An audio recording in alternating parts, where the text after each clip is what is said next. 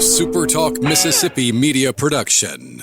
Running a business is tough. If you're struggling with HR, benefits, and payroll, you're not alone. Many businesses just don't have the resources to keep up. That's where MWG Employer Services comes in. We provide a full range of employer services with everything from payroll to benefits to HR services and compliance, and can create a custom plan that fits your needs and budget. We're a Mississippi-based company that can help you focus on what you do best, growing your business. Call MWG Employer Services today at 601-206-7966 or go to MWGEmployerServices.com.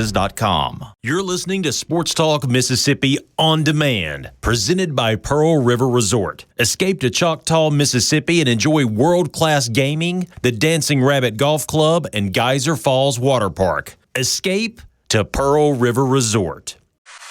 Sports Talk Mississippi is on the air. Sports Talk Mississippi is powered by C Spire. Power your home or business with C Spire Fiber. To learn more, visit supertalk.fm/C Spire. C Spire Fiber powers Super Talk Mississippi.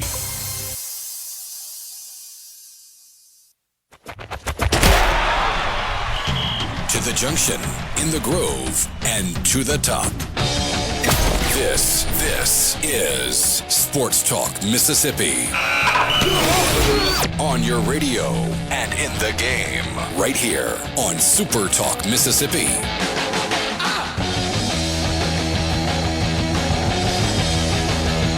Welcome in on a Monday where we have a ton to talk about. Sweeps in Columbia and in Hattiesburg, a big series win in Knoxville as well. We will talk to all three baseball coaches, as we always do every Monday. You also have, playoffs popping up everywhere. I watched a little hockey playoffs last night. You got basketball playoffs happening and a lot of blowouts mixed in there. It's not been fun, but that is the NBA's brand at this point. No fun league. That's what they call the NFL, but no, that's the NBA playoffs so far. Anyway, speaking of the NFL, it is draft week. That starts on Thursday. We will be on the road twice this week as well. Senatobia Wednesday, Oxford on Friday. We are busy. We've got a quote from Glenn Boyce via Chase Parham about how had they not known that they were going to expand the playoff, the whole 9-game conference schedule, the vote would have been different. So we got a whole lot to talk about and more with you. I'm Michael Borky alongside Richard Cross sitting in for Brian Haydad today. Haydad's still at the Fan Fest Europe. No, not European Soccer League, English Premier League Soccer Fan Fest thing that he's doing over there. So we've got Richard in for Haydad today. What's up, man? Good to be back with you on Sports Talk Mississippi from the Pearl River Resort studios.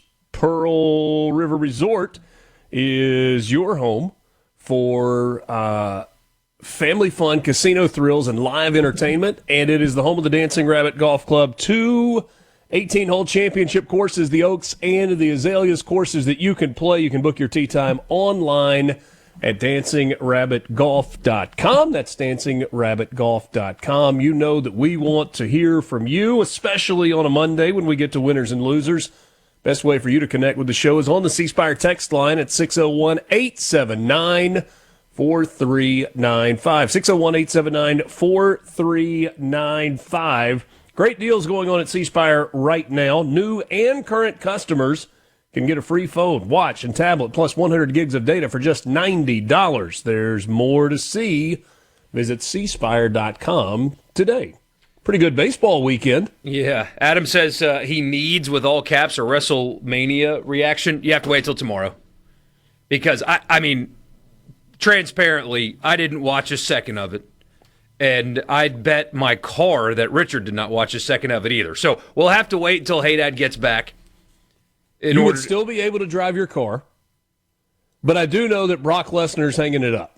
Yeah, I saw the video of him, taking his shoes off and doing all that. Yeah, whatever.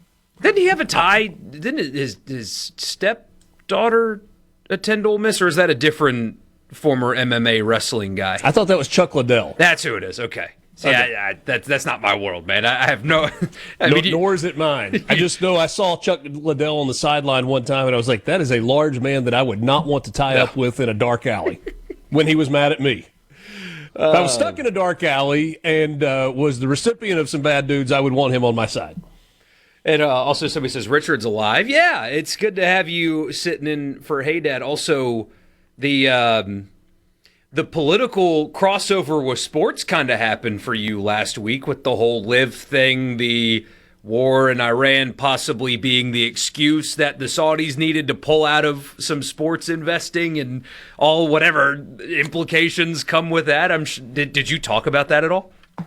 We actually did not. We had kind of some crazy stuff going on in the Mississippi legislature that I guess was ahead of the line from the PIF, the divesting in all sports. I mean, they're not done in golf, but they're getting out of all kinds of stuff. But anyway, I was curious if you would talk about that on your show to kind of shoehorn sports into politics into one thing. But also, you spent some time in enemy territory this weekend?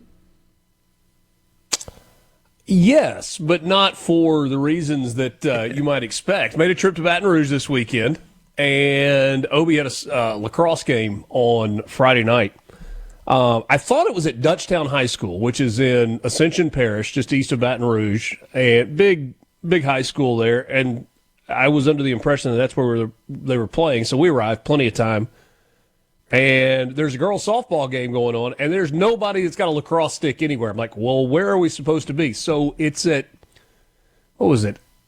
Elite Athletic Training Performance or something along those lines. It's one of these training and performance centers.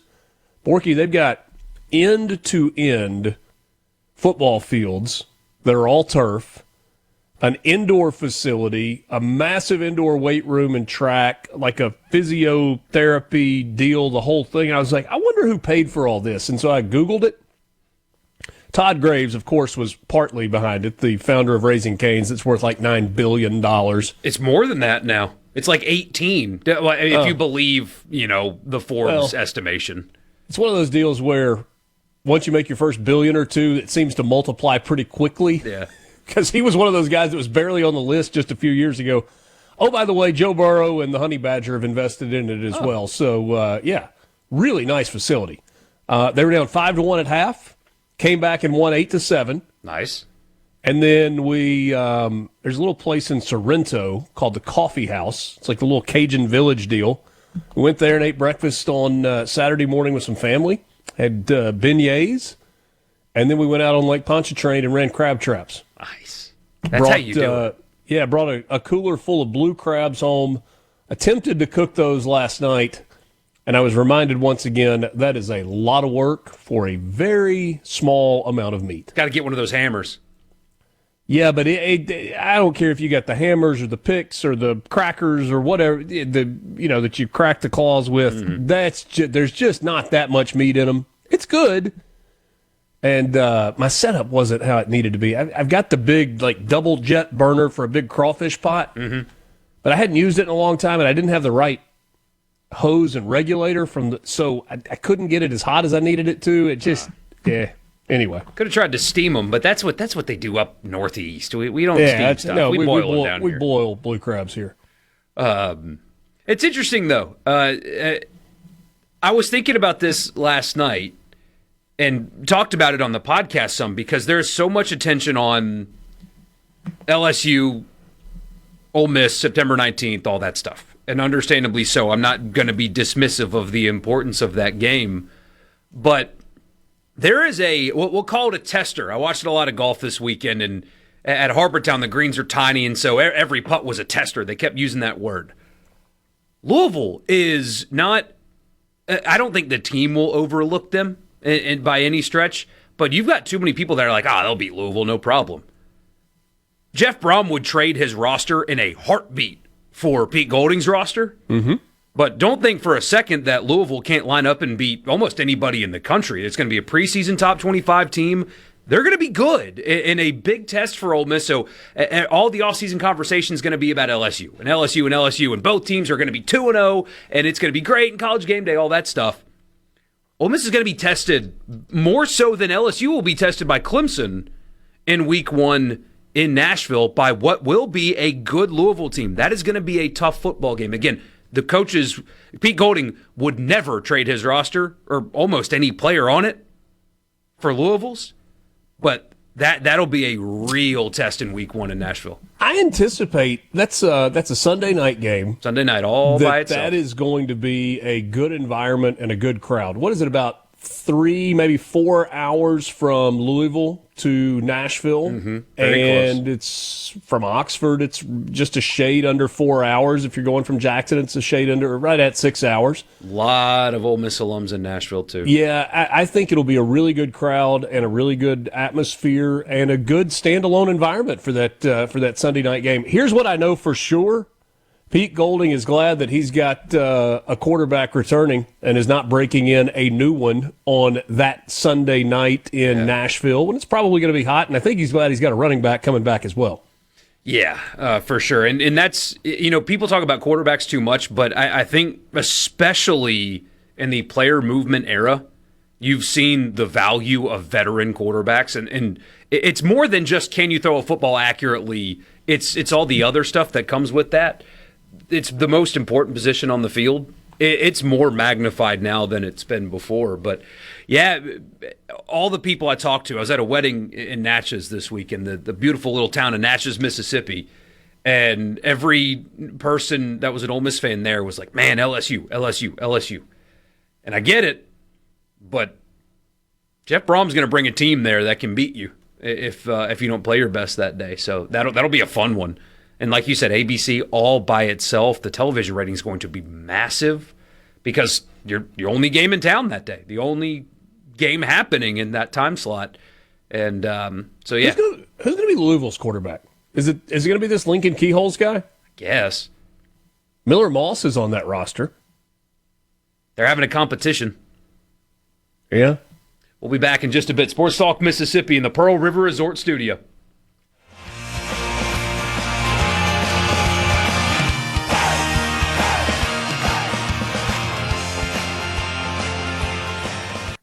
From the Venom. Hearing Sports Talk Mississippi. Super Talk. Super Talk Mississippi.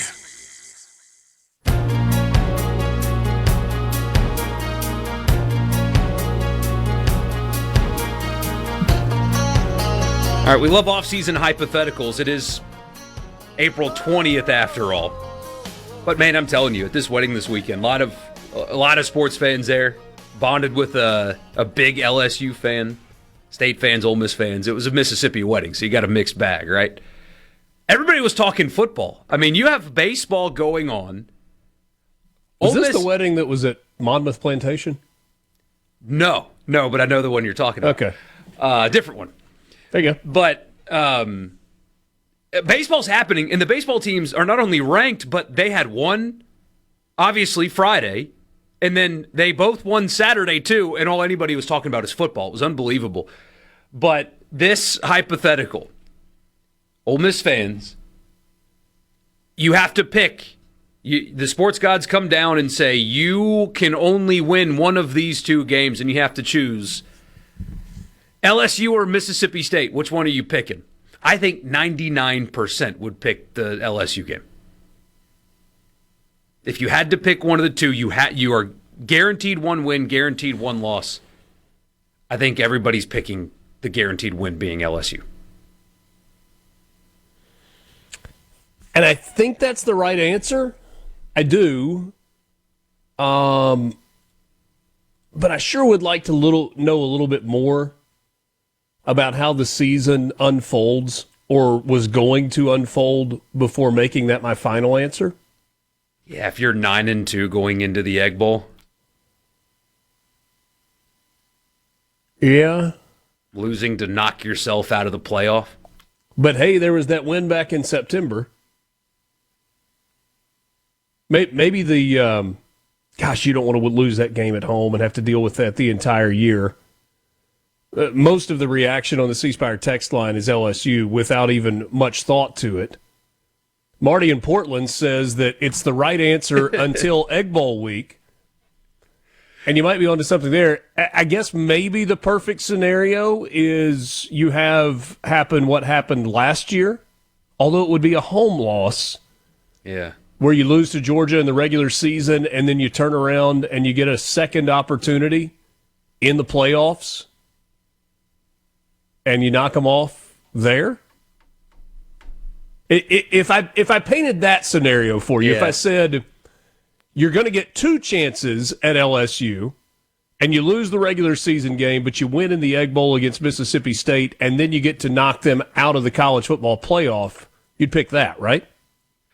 I think so, yeah. Although him walking off the field a loser in Oxford is, I mean, think about what that'll do for people.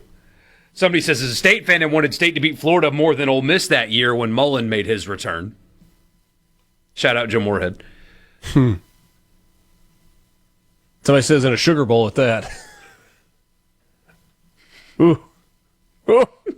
Yeah. That'd be pretty salty. That certainly would. Who was most impressive? Oh, go ahead. Well, Marty makes a good point. He says that loss early in the season is one that you could recover from. It would, but man, I mean, then you look at the schedules, and with the 9-game conference schedule, man, everybody has got a pretty brutal one. I don't know if there's any team in the league that you look at their schedule and you think, oh, that's easy. I'm sure there's one that appears easier than the other, but man. I mean, I would have to look really, really closely, but at first glance at it, the league did a good job. You do not have what Ole Miss had for the last 2 years, what Missouri had for the last 2 years, and what Texas had for the last 2 years for any of the 16 teams. What was it? When Texas made the playoff with Quinn Ewers, they played one ranked team, and it was Kentucky? It wasn't that that were ranked at the time of the game? Something like that. It was like that. It was something along those lines. Or their only win was, it doesn't matter. Anyway, yeah, no, that's not happening anymore. The schedule it's just brutal. And that'll come to our conversation later for the College Football Fix about the vote. Are ticket prices for LSU and Ole Miss going to go down or up between now and September 19th? Because right now it appears the cheapest get-in-the-door price is about $450. Up. Okay. I think, because Ole Miss sold out season tickets. Right. And those, I mean, there's going to be some people that buy season tickets just to turn around and sell them, right? But the overwhelming majority of the people that buy them are not going to miss that game. You just refuse. So there won't be the market won't be flushed with supply. So when supply goes down, yeah, I paid attention in the first 2 weeks of an econ class that I ended up dropping. Does that feel like 2 weeks you wasted? Like I didn't have to pay attention because I ended up dropping it. I wish I had. It was an elective too, and then there was another. I took a coding class that I dropped after a couple weeks because no. When he started talking about Python and he said this is essentially another foreign language for you guys, no. I was out there, and then I took gender studies, which was an adventure, but I got through that one. There you go. I wasn't able to drop that one. I had to take that class to get my degree because there was no other arts that I could have taken that semester. And so maybe I probably should have stayed in the economics class. It appears as if the tickets that are roughly on the row where we sit, my family has season tickets, are $587 a ticket on April the 20th. Yeah. Those are not my tickets, by the way.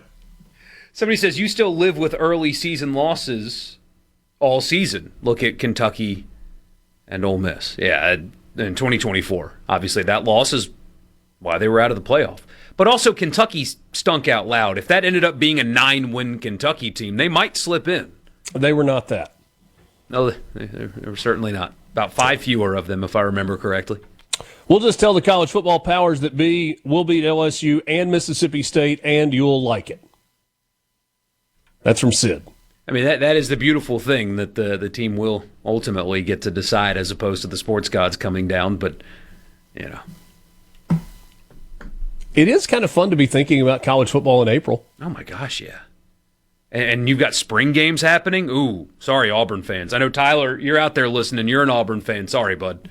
That your first audition into the Golish era. There you go. Was not a pretty one. Yeah, but they're kind of used to that. But no, they're more used to selling off-season hype because of spring games. Now it's, holy crap, our quarterback threw 2 really bad interceptions in the spring game. And it's going to be Byron Brown, right? Yep. He's an impressive, physically he's impressive. And then he throws the football. And he's got that really long wind-up. And again, threw 2 interceptions, was not impressive at all. That's the risk you run with having spring games. They're supposed to be a showcase, but here's your new transfer quarterback, everybody. Can't wait to see how awesome he is, and then he's not awesome. It's a tough feeling for the rest of the offseason. Yeah. Not good. Auburn is bucking the trend a little bit of not spending on facilities. So many programs have kind of backed off of that. They announced a $332, $4, something like that, $1 million North End Zone Stadium expansion. It's really nice. Field level suites at the back of the stadium, all that stuff. Yeah. Nebraska's putting $600 million. We talked about this on Friday, I think, but by then we had probably lost all of our stations because of early baseball. 2 teams on the road hurt that. But yeah, $600 million going into the stadium at Nebraska, and I mean, look, they look good, the renderings. But my thought was, don't you want to go get a 5-star from Florida? I mean, you're not putting good players on the field. Shouldn't wherever that money's coming from, shouldn't you tell the people spending it to, hey, why don't you go into Texas and get some better players? As opposed to dropping $600 million on enhancing your stadium to watch a team win 5 games again. And you would hope that the answer is, well, we're planning on doing both, but I don't know if Nebraska has been as active in that space as some have along the way. Are y'all planning on talking about baseball this afternoon? No, yes. Not at all. As a matter of fact, we are. We'll have a conversation with Christian Ostrander coming up in just a few minutes. And we're going to ask him only about Blake Anderson. We will talk with Brian O'Connor. Had a chance to visit with him a little bit earlier today. We've got that for you. And then Mike Bianco scheduled to join us in the 5 o'clock hour. It was a good weekend for baseball all around the state of Mississippi. What was Brian O'Connor's take on Brennan Thompson's draft status? I guess we'll find out here. He was just trying to figure out if he could take ground balls consistently. Could you imagine having Brennan Thompson as a pinch runner? As a center fielder? Or a center fielder for sure, but had like this secret weapon. Just, you don't even have to teach him baseball. Just bring him on the roster in the offseason, and then the second you get a guy on second base, Thompson, go.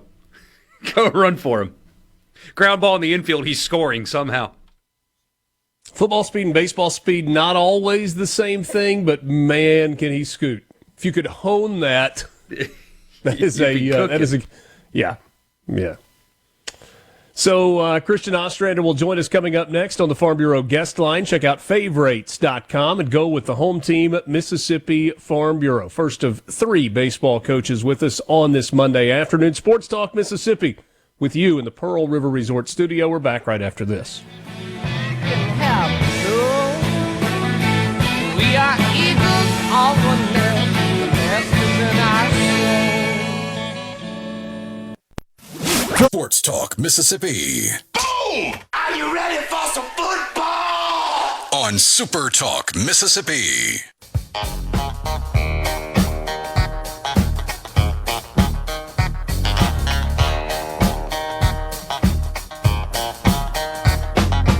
Go to the Farm Bureau guest line, check out favorites.com, and go with the home team, Mississippi Farm Bureau, as he does at this time every Monday. Fresh off a sweep, Christian Ostrander joins us right now. And, Coach, from our perspective, we talk about sweeps when it comes to what it does for your RPI and analytics and hosting and all of that stuff. We know that you don't look into any of that. So what does a sweep, though, mean for you as the coach? Momentum. We needed that. We've had a hard time, stringing some together. It's kind of, everybody knows that. And so I felt like this group needed that. And I surely wasn't going to tell them, hey, man, you need to go sweep for us to get that. You got to, because that's hard to do. And but I really hope, that just carries over. And you just kind of build that snowball a little bit, while it's going down the hill. Oz, it's Richard. Glad to be with you this afternoon. Man, the way the weekend unfolded, where you get a fairly comfortable win in game 1, you get the Game 2 win, and then yesterday it comes down to a play where, you score on a wild pitch in extra innings. Just kind of the mental makeup that your guys are continuing to develop as this season goes along. Yeah, I still think it's been a work in progress a little bit, especially just some guys growing up and maturing and being very reliable in the moments that we need them to be and stuff. So yesterday was a gritty win. They're a good team. That Texas State really could swing the bat, but we really pitched well this weekend and put 3 good starts together with good bullpen performance and, kind of kept it in check for the most part. Yesterday they made a surge. They weren't going down with the fight, and it was 4-3 in the ninth, and they tie it up, but, it set it up for us to, get a chance to walk it off. And, so, yeah, I think this has got to be something that, helps these guys moving forward. And just, you got to be tough, man. To do what we want to do and get where we want to get to, you got to play tough. I'm curious, when you look back, you sometimes have to make decisions along the way that aren't necessarily the most fun to make, but you make them because you believe they're in the best interest of the team. When you make that transition with Colby Allen from the starter's role to, hey, we're going to need you out of the bullpen, and then you look up at a weekend like you just had this past weekend where you go to him on Friday night, you only use 2 pitchers. You have to use a bunch of arms on Sunday, but you go to him and he's able to stretch out just a little bit. Does that help in terms of kind of being honest with players and saying, hey, I'm not giving up on you, but I think there's a place that it's going to work better, and maybe have them trust you more?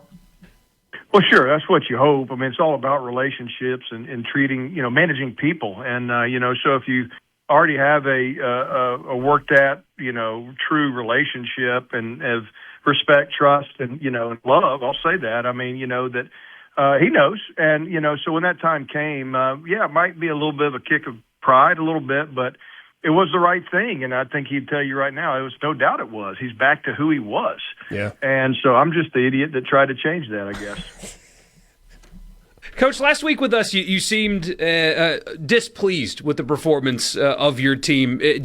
I'm curious about the psychology of when a coach decides to really get after their team. Was that your response to them, and how did you approach your ball club after what was a disappointing weekend? And obviously they responded great to whatever it was. Sure, yeah. I mean, I try to be very, even kill. Game days, this, that, a bark when you need to bark, but practices are mine. And, and it was, we had to just have like a intervention is what it felt like, just like, guys, speak. And, and I made them, I forced them. And there's a lot of healing that goes on when somebody amongst your peers kind of says, hey man, when you suck and admit to it. And I'm going to be better, way to move forward is to be honest. And we just were waiting on that. And I thought there were some good moments last week with that. And so I like the response, man. I think these guys know what we need to do.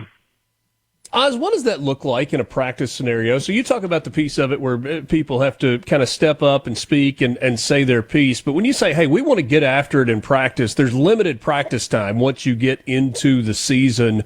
So how do you kind of clamp down and tighten things up in a practice setting to try and reset things? You just got to demand, you got to demand the right focus. It can't be just late April, you're tired on a Monday after playing on the road on the weekend. You can't do it, man. That's, the common guy does that. You got to demand a little bit more, because if you can perform when you're tired in that fashion at practice and be very serious and focused about it, it should be a lot easier in the game. So it's on us as coaches, and the players and the leaders to make sure. But it was after you have a bad weekend, it's kind of easier for them to say, something they know they need to lock in. The challenge is like today, when we're out there at practice that, it's no different than last Monday. Treat it that way. Be mature and don't ride the highs. Don't get too far down the low. Stay in the middle. A little bit rare from a schedule standpoint where you play the same team in the midweek in consecutive weeks. You've got teams that you play twice in the midweek. Obviously, you do that with Ole Miss every year. Is there anything unique about playing Tulane tomorrow night and then playing them a week from tomorrow night at their place as well? I should make the scout report a lot easier for next week. I mean, because it's that close. But no, I don't put too much stock in that, man. It's baseball's an execution game. It don't matter who you're playing. If you go execute well, you got a shot. If you don't, they're probably going to beat you. So it is what it is, and we've been doing that for a few years, honestly, with me and Jay, Coach Ullman down there, just because it's kind of close, and towards the end, you like the shorter trips, stuff like that. Coach, we got a question on the C Spire text line from a listener in Petal. He says, ask if you don't mind about the strikeout in the top of the 8th inning. I guess that was Josh Ock that got that, stranding a runner at third, and then Gillespie comes in, he hits that home run as the first hitter in the bottom half of the inning to extend the lead 4-2. He asked, what was going through your mind as you were watching that ball that Gillespie hit? I was really happy. Give you a little cushion, I can tell you that. I mean, it's about momentum. Josh, they had a runner at third, no outs, and he strikes out the side. And, and that last one, there's a lot of emotion from him, a lot of emotion coming in from the field into the dugout. And baseball, is kind of built that way. That momentum got on our side with that big strikeout of stranding the tying run. And then, maybe that's something that helped propel David to hit that. I don't know. But I do believe in momentum and energy from the field can come into the dugout. Coach, you're currently second in standings in your league. You're playing this weekend the team that's one spot behind you. But if I counted correctly, and I'm not a math guy, there are 9 teams within 3 games of your spot in second place in the Sun Belt. How would you evaluate what the league is this season in terms of a test for your ball club? Seems like there's a lot of parity. I mean, there's a lot of, teams doing well, whether you just look at record numbers, whatever stats, but you got to go and play well to win. Coastal has a 3-game lead or whatever it might be, 4-game lead, and so they control that fate. But after that, it's a bunch of us that are trying to catch up with them and stay in the front. Try to stay right behind them, and so we know we got our work cut out for us, and because everybody's saying the same thing to their teams that we're saying to ours. So just got to go play well. Coach, we really appreciate your time as always on these Mondays. Congratulations on a successful weekend, and hopefully this time next week we're having the same conversation. Thank you. All right, guys. Thank you. Christian Ostrander joins us on the Farm Bureau guest line. Check out favorites.com and go with the home team. Tulane at home tomorrow night, 3 on the road against South Alabama, and that's kind of a rivalry in terms of proximity and closeness. Southern Miss fans can make that trip if they want to do so. And then you get Tulane on the road next Tuesday before hosting ULM. The stretch run for Southern Miss, South Alabama, ULM, James Madison, Georgia Southern on the weekends. Have you got the conference standings pulled up in front of you? I do, yeah. So Southern Miss is 11-7, South Alabama 10-8. Okay, so right there together. Name the next ones. ULM. ULM is 9-9, so 1 game behind South Alabama. James Madison. James Madison, surprisingly, at the near the bottom of the league, they're 6-12, second to last in the Sun Belt. And then Georgia Southern. Georgia Southern last, 5-13 in the Sun Belt. And what we've been talking for a couple weeks now about the need for sweeps if Southern Miss is going to host. And I mean, they have a non-conference resume that is that of a host. They did an excellent job in the non-conference, stacking wins, beating SEC teams in the midweek, swept Louisiana Tech, have that series win in the season opener. That was really important. But because of the RPIs of those 2 teams in particular, but the RPI is not going to help them. And so they've got to stack some sweeps. They did a great job this weekend getting one. I think Texas State going into the weekend was 33rd in the RPI. So that was a very important series sweep. But the schedule gets a lot easier metric-wise, and that's not good. Simply because if you're going to host, you're teetering on the edge of being a host, and you can ill afford losses, even in series wins, to a team like a Georgia Southern. So that's a huge series upcoming down the road. 28-12 overall, 12th in the NCAA RPI. That's not Boyd's World or Warren Nolan or D1 Baseball's RPI. That's the NCAA RPI formula. So 12th right now. Coastal is 13th, but not on the schedule. Texas State, that you just mentioned, currently 36. But those other opponents, you got South Alabama at 80, ULM at 146, James Madison at 148, Georgia Southern at 206. So, yeah. Yeah, you got to sweep that series. Got to win those games. Yep. Got to win those games. Great opportunity in front of Southern Miss over the final 4 weeks of the regular season. More coming up with you after this. From the Venable Sports Talk Mississippi, your new home for exclusive sports coverage here in the Magnolia State. Let me put it to you this way. Right here on SuperTalk Mississippi.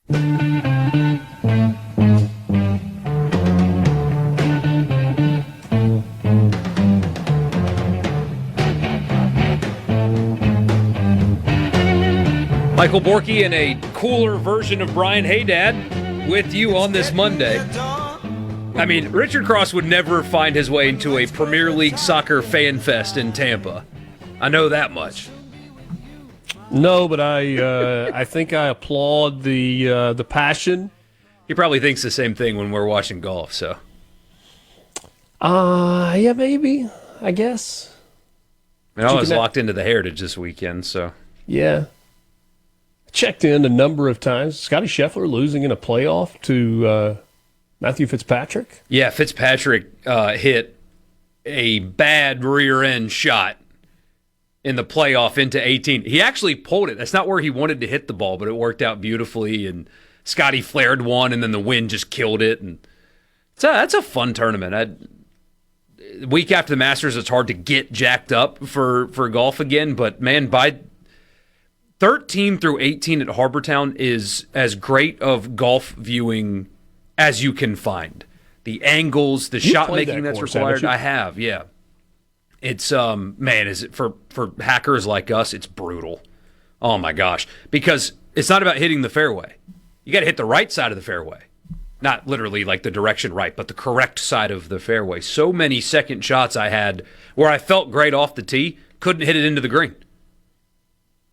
We are in a place at my house right now that as a dad that loves golf, I could have only dreamed that we would be. And that is, Obi has decided not just he likes it and occasionally wants to go to the golf course and hang out. He is actively asking, can we go play? Can I go with my buddies to Golf House? Can we go hit on the simulator? Think we got time to go hit some balls on the range. He recently outgrew kind of the in-between kids and adult clubs. And so we've kind of put together a bag for him. Not like, oh, I got my bag. Put together a golf bag for him with clubs that work for him. And yeah, a combination of getting some used stuff and got a couple of new clubs. Borky, all right, so we got a used set of irons that we found in Tupelo at a really cool golf store there, Pro Discount Golf. It's like an old school golf store. And he got my driver, and we changed the shaft out in that. We got my older 3-wood, changed the shaft out in that. And I was like, you need to get one new club. So there was a demo day here, and I told him, I was like, go hit a hybrid, see what you like, pick it out. Just I wasn't there, but call me before you buy it, okay? Let's make sure we're on the same page. And so I thought we were on the same page. He was going to get a Titleist 3 hybrid. Equivalent to a 3-iron, but easier to hit. And I hung up, and I thought we'd kind of settled on that. And then he called me back. He's like, hey, I got something different. I was like, okay, what'd you get? He's like, Dad, I hit a 7-wood, and I love it. I was smoking it. So he's got a 7-wood in the bag, and I think I want a 7-wood now. Watching him hit it, maybe it's time to get rid of the 4-iron and go to a 7-wood. Anyway, fun time. Good times. Also good times. D1 baseball woke up a little bit. Their new Much top 25. To the chagrin of some Ole Miss fans. Yeah, just keep them at 25, I guess. Last week didn't make any sense. It just didn't. It really did not. Southern Miss at 18, one spot behind Ole Miss at 17, and sandwiched in between State and Ole Miss is Kansas, who, again, one of the hottest teams in the country going into this weekend anyway. Mississippi State at 15. Elsewhere in the SEC, you have Arkansas at 24, Florida at 21, Oklahoma and Alabama at 14 and 13 respectively. Auburn at 11. How about Virginia up there at 10?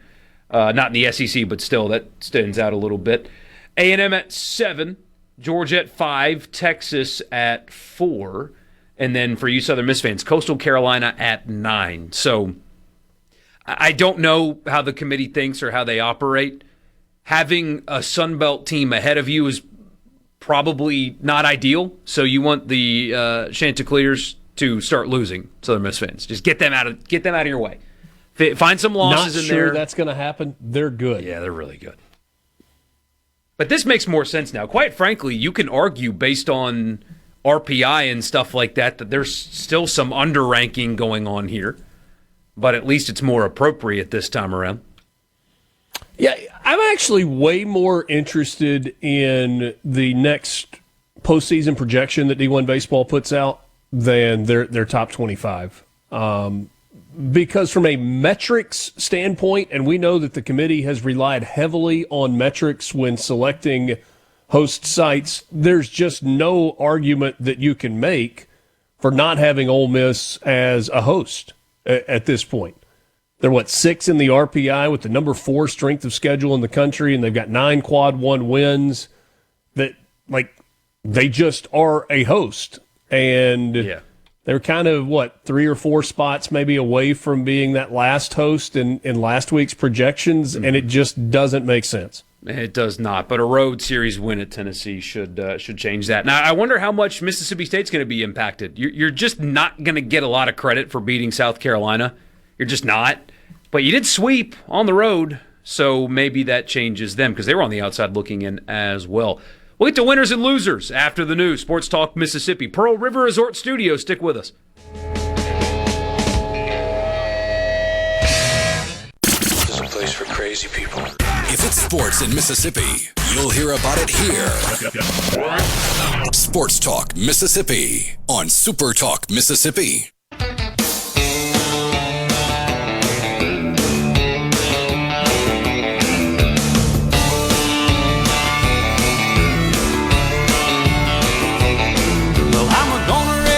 Welcome back, Sports Talk Mississippi. Hold your winners and losers just a second, but get ready to send them in. That's what's coming up next. You know that already. It's Monday. It's just after 4 o'clock. Also, Richard's sitting in for Hey Dad, so he might as well do the interview as well. Hey, Richard and Brian O'Connor went one-on-one. You'll hear that in about 15 minutes from right now. Also, Mike Bianco going to join us in the 5 o'clock hour.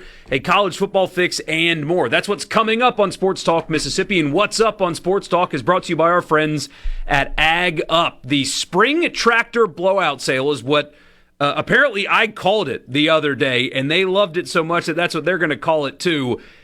The weather's getting warmer. We got some rain this weekend. I know the grass is growing in your yard. And I know those of you with hunting property and land want to get out there as it's now warm and do some work out there. Or for those of you professional farmers, they've got something for you at Ag Up. 0% financing. 0% financing. Literally cannot get better than that for 84 months on select John Deere tractors. And if you're thinking about upgrading your equipment or getting your first tractor or even just a lawnmower for your yard, if you're a guy like me that has a yard that takes a while to cut with a push mower, they've got you covered. The prices will not stick around at all. They've got 15 locations, or you can visit them at agup.com, agup.com. They will take care of you. Again, 0% financing. I'm disappointed. I thought you were going to let me do the John Deere read since I was a guest here today. But no, my bad. That's okay. Oh, it's all right. I'm not, kind of upset, but not really upset. How many times have you mowed your yard already? 6. Really? Yeah. I do it a lot. I don't like to let it grow much. I'm with you, but I think I'm only at 3 though. And I feel like I'm kind of ahead of the curve already at 3. And I am doing the lowest setting it possibly can go. And I will say the last 2 times I've cut it, I cut it really low. I scalped it, was trying to get as much thatch out as I could and kind of get it ready, and it has greened up, so I'm fired up. I'm also fired up for winners and losers.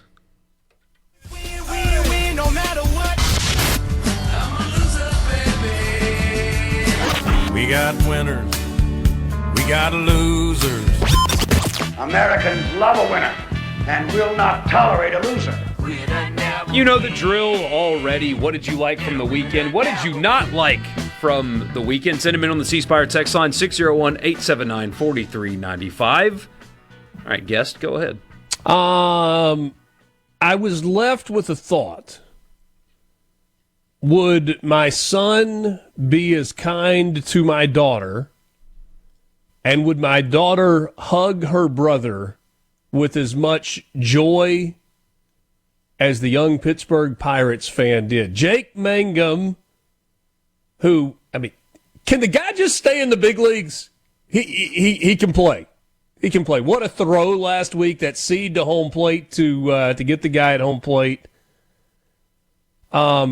You've probably seen the video floating around. Jake Mangum, in between innings, tosses a ball into the stands, and not just like a row or two up. He sails it up to the second level where you have a young boy wearing a Pirates jersey with a glove on, and he reaches out over the railing, and he makes a nice clean catch, and then he turns to his little sister, who is wearing a Jake Mangum Pirates jersey, and he hands her the ball.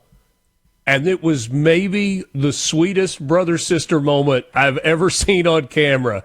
She turns and she hugs Big Brother and doesn't want to let him go. She's so excited to get that baseball. That is a memory that will last forever from the ballpark, and it's really, really cool. So, the kids involved in that, Jake Mangum involved in that, big-time winner, top of my winners list. Nailed it. It was great. Yeah, it was. She was crying and all that. I loved it. But happy tears. Yeah, for sure. In April, this is what it's worth in April. It doesn't matter if you go to Nashville and lose to Louisville in week 1. But Ole Miss got another blue-chip defensive lineman commitment over the weekend. Again, it's April. But of the 5 commits they have in their recruiting class, 4 of them are blue chippers, and 3 of them are on the defensive line. Randall Joyner deserves a shout-out in particular, but if you would have come to me in August and said, hey, Ole Miss is going to make the playoff, but Lane Kiffin's going to leave, and he's not going to coach in the playoff, I would not have believed what has happened since then. I wouldn't have believed that they would have beaten Georgia. I would not have believed that they would have signed the number 2 portal class. I would not have believed that the amount of players that have chosen to stay have chosen, including Kejuan Lacey, because everybody that covers LSU, that has radio shows and stuff, told you that he was tied to Lane Kiffin. Well, that wasn't true.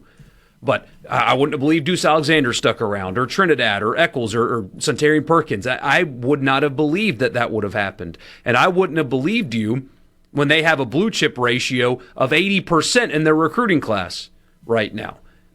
It's the offseason. It's easy to win off seasons. It's more difficult to win during the season. But if you'd have told me back in August that this is where the program would be and everything that would have happened after Lane Kiffin left before the playoffs, I would not have believed you. Just wouldn't have believed you. And the fact that they're sitting in the position that they're currently sitting in is a really big deal and a testament to not just Pete Golding, but the foundation that was built, and it speaks to leadership in the department and at the university level and everything. It's just really impressive, and they just keep stacking off-season wins on top of each other. Yeah. I was going to ask you what you said there at the very end. How do you assign credit there? Very clearly, Lane Kiffin got the ball rolling and was instrumental in the system that was in place, but the entire apparatus seems to be sustainable based on what you just said. Ole Miss with the second-ranked portal recruiting class this year, and seemingly an increased emphasis on high school recruiting moving forward. And it's paying off. And as Haydad and I have talked about a good bit, I'm sure you've heard some of it, and you're seeing it with Mississippi State as well. I don't think it's anecdotal evidence anymore. I just think it's straight-up evidence. In-state recruits are less likely to leave in the transfer portal. They are more willing to wait it out. They're more willing to develop. They are less likely to leave. I mean, we've said it 100 times, but think about the money that Kelly Jones could have gotten had he leveraged the transfer portal. Yeah. Think about the money that Centarian Perkins could have gotten had he leveraged the transfer portal. But it's like these in-state guys some of them are going to go, of course, but they just don't want to. They want to stay where they are and build a legacy where they are. Most of them, it seems, anyway. And so in-state recruiting is important. State got a 4-star running back last week from the state of Mississippi. And that's a stacked running back room that he's about to enter into. But a guy from the state's probably more willing to wait his turn as opposed to just bounce around to 4 different schools in 4 years. Yeah. Dan Patrick. Putting Dan Patrick on the winners list with a little breaking news that I think is cool for people in this part of the country. He says the deal is signed, agreed to, signed, sealed, and delivered. I think were his words. In 2030, the Super Bowl will be in Nashville. Yeah. At the Titans' new stadium. And guess where it's going in 31? New Orleans. Somebody else building a new stadium? No, it's the New Orleans is preparing for that to be the case. But, yeah, that's what you build a stadium like that for, right? To host Super Bowls. Absolutely. Super Bowls, Final Fours. Taylor Swift. I'm not being sarcastic. You build a stadium like that to have Taylor Swift have a tour in your town. Yeah. Which she was already coming to Nashville and has already done multiple nights in Nashville at the big stadium. So, but still, I mean, it's events like that. On the transfer portal rankings, there are two different ways to look at it. You can do it by average ranking or like the aggregate total number of points. And LSU is number one in that total number of points just because the fact that they've got 40 commits in the class. They are actually 7th in like the average player ranking. Notre Dame at number 1. It's they took a lot of guys and a lot of wide receivers as their head coach tends to do. But Notre Dame only 7 players out of the portal, so they're way down on the overall list. I don't like the way On3 does their overall rankings though, because it's based on how well you improved your roster, which when you think about it like that, oh, that's a great idea. How much better did you get? But what happens if your roster is really good already? You get punished for having a good foundation in your class ranking, and that doesn't make sense to me. It's how good are the players coming in? Are they good or are they not? Not how much better did your team get based on player out versus player in. Because if you didn't lose any of your good players, you get dinged for that in the portal rankings. And that doesn't make any sense to me at all. I don't like that. Oklahoma State, the most transfers in the country, 53 transfer portal players on Eric Morris's roster. A lot of North Texas guys on that team. Colorado got 43. Arkansas got 42. It's a roster that needed to be flipped. Yeah. Mississippi State got 3 wins this weekend. Brian O'Connor will join us when we come back to tell us about it.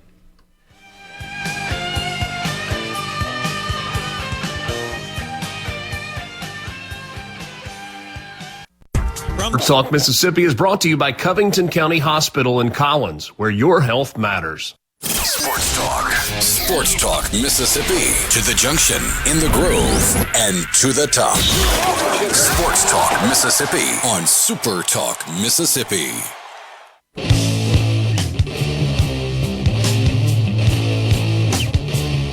Great to be with you on this Monday afternoon. Sports Talk Mississippi in the Pearl River Resort studio. All guests appear on the Farm Bureau guest line. Check out favorites.com and go with the home team at Mississippi Farm Bureau. Mississippi State on the road this past weekend in Columbia, South Carolina. A sweep for the Bulldogs over the Gamecocks. Earlier today, I caught up with Mississippi State head baseball coach Brian O'Connor. Brian O'Connor joins us as he does every week as we talk college baseball on Mondays on Sports Talk Mississippi. And, Coach, congratulations. What a weekend. You go on the road, obviously a little bit of a sour taste in your mouth from the last couple of weekends, and you get 3 wins, and you get 3 wins when you play pretty well. Yeah, well, thanks, Richard. I appreciate that. Certainly the 2 previous weekends at home were disappointing for everybody involved in our program, but that obviously speaks to how great this league is and how challenging it is. But just really proud of our guys that we responded, went on the road, and found a way to play Great baseball all weekend. We got 3 really high quality starts on the mound and found a way to sweep an SEC series on the road. Let's dig a little deeper on those starts because these numbers are off the charts. Valinka 6 2/3, 11 strikeouts, a walk. Duke Stone 6 innings, 12 strikeouts, 3 walks. Charlie Foster 7 innings, 8 punch outs, 1 walk. So that's 3 starters, 19 2/3, 31 strikeouts and 2 walks and just 6 earned runs. It's pretty elite. Yeah, it was. All 3 of those guys were locked in, Richard, and obviously you want to have a great offense and how important that is, but nothing replaces high quality starting pitching. And when you have all 3 of your starters, either go 6 or pitch into the 7th, you're good and pitch like that and not give away too many free bases. You're gonna have a chance to win every time out, and just really proud of those 3 guys. They really buckled down. I thought we played very, very good defense this weekend too, and scored 9 runs in game 2 and pretty offensive day. The wind was blowing in on Sunday in game 3. Runs were hard to come by, but we found a way to win it in extras. I know sometimes coaches hate comparing one start to another or a player to another. With Valinkas, he had the elite start against Vanderbilt. I think he went 7 and had 14 strikeouts. Are those kind of the 2 starts, the one from this past weekend and that Vanderbilt game, where he's been maybe at his absolute best? Yeah, I tell you, he's had a handful of those. I mean, even his start against Georgia, I thought was really good. Where we lost 3-1 against them. It wasn't quite as good as Tennessee last weekend, but and the start he had on the road at Arkansas, the opening weekend in SEC play, was really outstanding as well. So that guy, Richard, every time he's towed the rubber this year in his starts, he's given us a chance to win every single time out. He's pitched pretty deep into the ball game every time, has managed innings, and just big time pitcher that shows up every time and gives his team a chance to win. When you and I last visited a few weeks ago, you were kind of down a starter for the first time. In terms of progress, where are you health-wise at this point? Well, we're in pretty good shape. Ryan McPherson is progressing along with his throwing protocol with this, mild forearm strain he has. Obviously, the young man he's got a lot of talent. He's going to pitch in this game for a long time. So we not only need to be smart for him for this year's team, but also for his future. So that's progressing along as we hoped. I still don't have a exact return date on him, but other than that, we're got a pretty healthy ball club. There was a time, maybe not too many years ago, where people would ask questions about, is a coach going to push a guy to get back too quickly? And I feel like, especially in the SEC, maybe against across all of college baseball, coaches seem to be saying the right things and doing the right things by their starting pitching, especially if it has to do with an arm injury, taking time, giving guys the time that they need to come back. What is your philosophy in how you deal with pitcher injuries in particular? Well, Richard, I think it starts from how do you manage them at the beginning of the season. You obviously want them strong at the end. So, pitch counts and rest and everything's vitally important. We're in this business. We want to try to win every game, but you also want to put your team into being the best possible position at the end of May and in June and be your strongest possible. Because let's be honest, nobody remembers the regular season that we all had. Everybody remembers, did you do it at the end of the year or not? Right. And so I think college baseball as a whole, Richard, is doing a really great job of, managing pitchers' workloads. You have a setback with somebody like Ryan McPherson and recognizing that the young man has an incredibly bright future. And first and foremost, as the leader of the program, you have to look at that and make decisions that are in his best interest moving forward. In terms of the offense and kind of your system and your philosophy and the way this team's executing it, 12 of the 18 runs scored this weekend come via the home run. Everybody loves home runs. You put that crooked number up, chance for a big inning. But in terms of being able to go string hits together, manufacture runs, are you pleased with how the offense is kind of running on a game-to-game basis? I am. Every offensive ball club goes through a little bit of a lull, and ours was the last couple of weeks, especially in SEC play. Everybody goes through that, right? And it's a matter of how do you manage it and work yourself out of it based on what you believe that your philosophy is. And we've got a fair amount of home runs. I don't know how it stacks up in the SEC. I would imagine it's up there to a decent amount, but it's also stolen 50 bases. And I've just been really pleased, especially this last weekend, with our two-strike approach and battling and putting the ball in play, which has been a trademark of when we've had a really successful offense in the first part of this year. It's been 2 outs, scoring a run or having a rally with 2 outs and never giving an inning away. And that's kind of been our really good trademark of our team this year when we've produced a lot of runs. This may be a dumb question. Are doubles a better indicator of a quality offense than just home runs?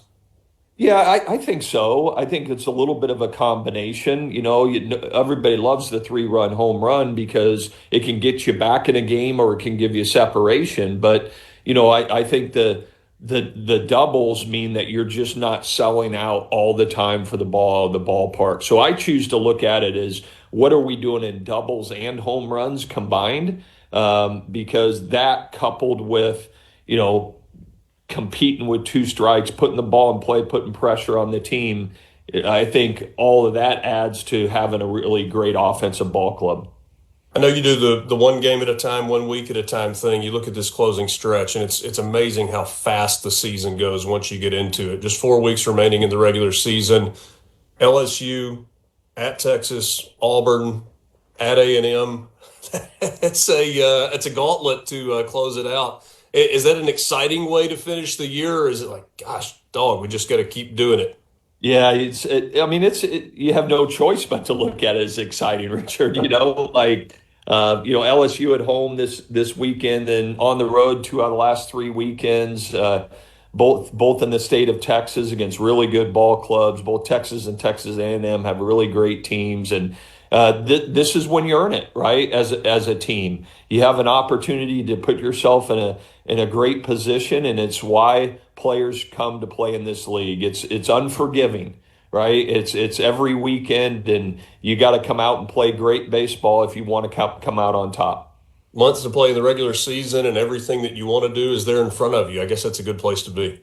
Yeah, it is. I mean, we're 30-10 overall. We've done a nice job in the non-conference. I think we've won 20 ball games in the non-conference and have 3 or 4 more opportunities, and then the final 4 weekends of the SEC. So we have everything that we want right out in front of us. It's just a matter of us playing our best baseball down the stretch. Brian, appreciate your time. Thanks so much for joining us. Thanks, Richard. Is Brian O'Connor joining us on the Farm Bureau guest line. Check out favorites.com and go with the home team, Mississippi Farm Bureau. Midweek action this week. Memphis tomorrow night at Duty Noble, 6 o'clock first pitch. And then on Friday night, it's LSU at 6. Saturday night on ESPN2, LSU at 6:30. And on Sunday in the series finale, a 1 o'clock first pitch for LSU, a team that is reeling right now. They have lost 6 in a row in the conference. It's the spot where Mississippi State was going into this past weekend. Bulldogs trying to get back on the right track at home after getting 3 on the road. We will continue with winners and losers on the other side of this timeout. Sports Talk Mississippi in the Pearl River Resort Studio.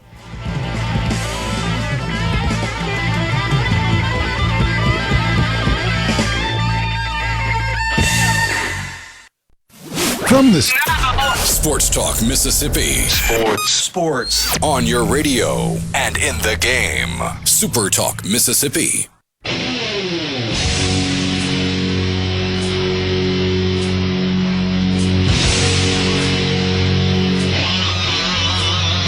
All right, let's go back to winners and losers. Keep sending them in on the C Spire text line, 601-879-4395. Do you have a loser? Well, I thought I did, but then the internet got me. I was all set to point to the Oklahoma spring game in which they had a tunnel run out with lots and lots and lots of smoke, and the players started tripping and falling and tumbling and stumbling over each other, only to see a Grok community note that pointed out that was actually from their 2023 game against BYU. So I don't guess we get to put the Sooners in the losers category. What if all of a sudden Indiana, and with good reason, feels the need to talk? Indiana's defensive coordinator feels the need to talk. And he took a quote from a podcast interview that was made by Ty Simpson, and I think he decided to take offense to it and get him out there. Bryant Haynes is the defensive coordinator. He obviously did a phenomenal job with that Indiana defense a year ago. Ty Simpson was on a podcast that was hosted by former Ohio State safety and former Alabama safety and teammate of Ty Simpson, Caleb Downs. And he was talking about the Indiana defense in the Rose Bowl. An Indiana defense that absolutely gobbled Alabama up, chewed them up, and spit them out. But here's what Simpson said. He said, from my point of view, I was like, they don't do much. They do the same thing every down. So when I got the ball, I knew exactly what was going to happen. They just didn't mess up, bro. They were in the exact same spot they were supposed to be. They were so well coached. It was so much different than the SEC. In the SEC, they'll play man. They'll do these unorthodox coverages. That's kind of how it is. This game was crazy to me. Of course, I got hurt, so that was a bummer. I knew what they were going to do. We couldn't really run the ball, didn't really throw. It was just so crazy to me how it happened. Bryant Haynes from Indiana took offense to that, apparently, because he clipped it and tweeted or posted this, adorable. We also saw everything they were doing on every single snap. It's just that we exploited those cues and didn't get frozen and crushed by them. I don't necessarily... What am I missing there? Feels kind of losery from Bryant Haynes. No, maybe he's just going to bat for his team. When you're in that position, get offline. What are you doing arguing on the internet, going after burner accounts? You got to be above that when you have that kind of position. Yeah. I just thought that was Indiana has done very, very, very little wrong in the last couple of years in college football. And I just thought that was kind of out of character for what Indiana has become. For sure. A little bit tougher than that, and that shows weakness. My loser's performative outrage from golf media in particular. Heritage yesterday, Matt Fitzpatrick, Scotty Scheffler in the final group. They go to 18 at Harbortown, obviously in the United States in coastal South Carolina, and Fitzpatrick's got a one-shot lead. And the crowd, pretty lubricated by this point, is very much pulling for Scotty Scheffler. You know, the American, against Matt Fitzpatrick, who is from England. Mm-hmm. The American crowd is rooting for the American. And, yeah, they're doing USA chants and stuff, and Fitzpatrick hits a bad chip on 18, and the crowd gets excited because they're rooting for the best player in the world and seemingly an All-American guy. But that does teeter into poor golf etiquette. You probably shouldn't do that. But as Matt Fitzpatrick himself said after the round, they didn't cross the line. Yeah, they were rooting against me, but it's not like my family things were said about my wife or anything. They were just rooting against me. And he even said how he thrived in that, and it felt like he grew up a soccer fan, and that's what it's like going on the road in a soccer game. And then after he makes the winning putt, he turns to the crowd and does a little "I can't hear you now" thing. It was awesome. Again, probably crossed the line. That's not how you act at a golf tournament. Golf is not soccer or football. But nobody involved was outraged. But boy, the golf media. Oh my gosh, this is terrible. Classless Americans. This has been inspired by the current political climate. And how can Scotty Scheffler, a Christian man, let that go on? And all this garbage. And in talking about it as if it's uniquely American, when Brian Harman got booed in his introduction on the first tee at the Open. Scotty Scheffler, when he won the Open against Rory, you can hear screams of "get in the bunker" after his shots. And you want to lecture me about how it's a uniquely American problem that the American guy had the crowd behind him? Give me a break. I'm so tired of it. And I really like the guys at No Laying Up. They called it disgusting. Matt Fitzpatrick didn't even think it was disgusting. He was like, yeah, I loved it, man. That was awesome. As long as they're not getting personal, crossing the line, bringing his wife into it or his family, if they're just cheering for the American guy, spare me the "it was disgusting" and "that's only American" stuff, because I've seen the Europeans do that too. And they did it to Scotty Scheffler. They booed Brian Harman. Stop. Stop with the political garbage. There are a lot of people who boo Brian Harman. And he's not bad. I mean, the waggle thing, but yeah, give me a break. Oh, the No Laying Up podcast say Europeans are always respectful, is what Solly said. Always respectful. Yeah, you're really having some revisionist history on your outrage there, man. And I like them a lot, but come on now. Yeah. If you just said, "Hey, Richard, how would you prefer it?" I would prefer cheer good shots, don't really say anything about bad shots. But as long as you don't yell during somebody's backswing, I don't really care what you do. Not really.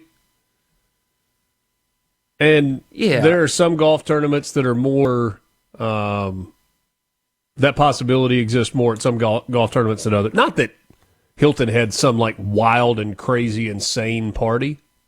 Although I think it's kind of a big party. It's Monday after the Masters, kind of rolls into the week. But it's not Phoenix WM Open wild. And these are the same people that want the game to grow. You want to invite fans of other sports into your sport? They're not going to know that you wear sweaters and do this after every shot. What's wrong with a sweater? I wear sweaters. I'm just saying that if you invite new people into your sport, they may not be as country club as you, because you're inviting a non-country club crowd into your sport. So I'm with you. I would prefer it not have gone down like that, especially because Fitzpatrick seems like a good dude. I mean, he spent his whole life vacationing there, that specific place. And he's made his home in America now.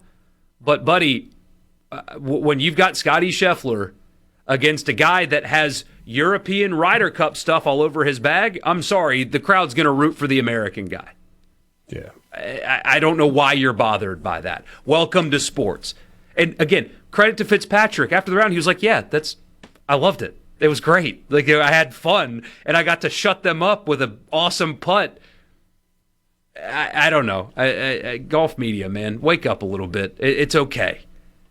Everybody involved said they didn't cross the line. So if the people involved are okay, so are you. You know, Live Golf got made fun of a lot of the music and all that good stuff. If you're playing golf, it would be fine if there was music while you were hitting tee shots. It would be fine if people were talking while you were hitting tee shots. It's the be completely quiet and then that one whistle, cat call, yell when it's completely quiet that's a problem. Oh, yeah, and nobody... If you got consistent noise, no big deal. Nobody has ever laughed at mashed potatoes. That's nobody. The C Spire text line is open to you. With C Spire, it's easier than ever to get all the devices you want in one move with the Ultimate Connect bundle. Right now, new and current customers can get a free phone, watch, and tablet, plus 100 gigs of data for just $90. That includes the new iPhone 17 and Samsung Galaxy S26 for free, and a free smartwatch and a tablet to go with it, so don't wait. There's more to see. Visit cspire.com or stop by your local C Spire store today. Winner, Mississippi State pitching. Losers, LSU baseball. Losers again. They aren't normally this bad, so I'm trying to enjoy it while it lasts. Loser, wrestling fans. WrestleMania was everything wrong with sports right now. All ads, no filler. Ooh. I will say that I saw a lot of that. I didn't watch, but the commercialization it's starting to wear on people where everything is an ad. An advertisement on their singlet. I mean, you're about to get them on your jerseys. Your favorite school, if you're listening right now. I know that. I know, but that's the point. That's it's too much. It is, and I mean, I guess they got to make money. But when you've got more people watching than ever, I feel like you can be a little bit more creative with how you make money than to just, slam it down our throats all the time. Winner Charlie Foster, career high in strikeouts and innings. Charlie says, thanks for the Jake Mangum mention. Truly a great brother-sister moment. Charlie Foster, 7 innings, 8 punch-outs, 1 walk, 3 earned runs. That's for your Sunday starter. That's pretty salty. Yeah, somebody says Jake made a great throw to the kid in the second deck. That was a really impressive throw when you think about it, because baseball players don't throw that angle. They don't throw it up very often. Put it on the money. And he nailed it. We'll keep reading some of your winners and losers when we come back.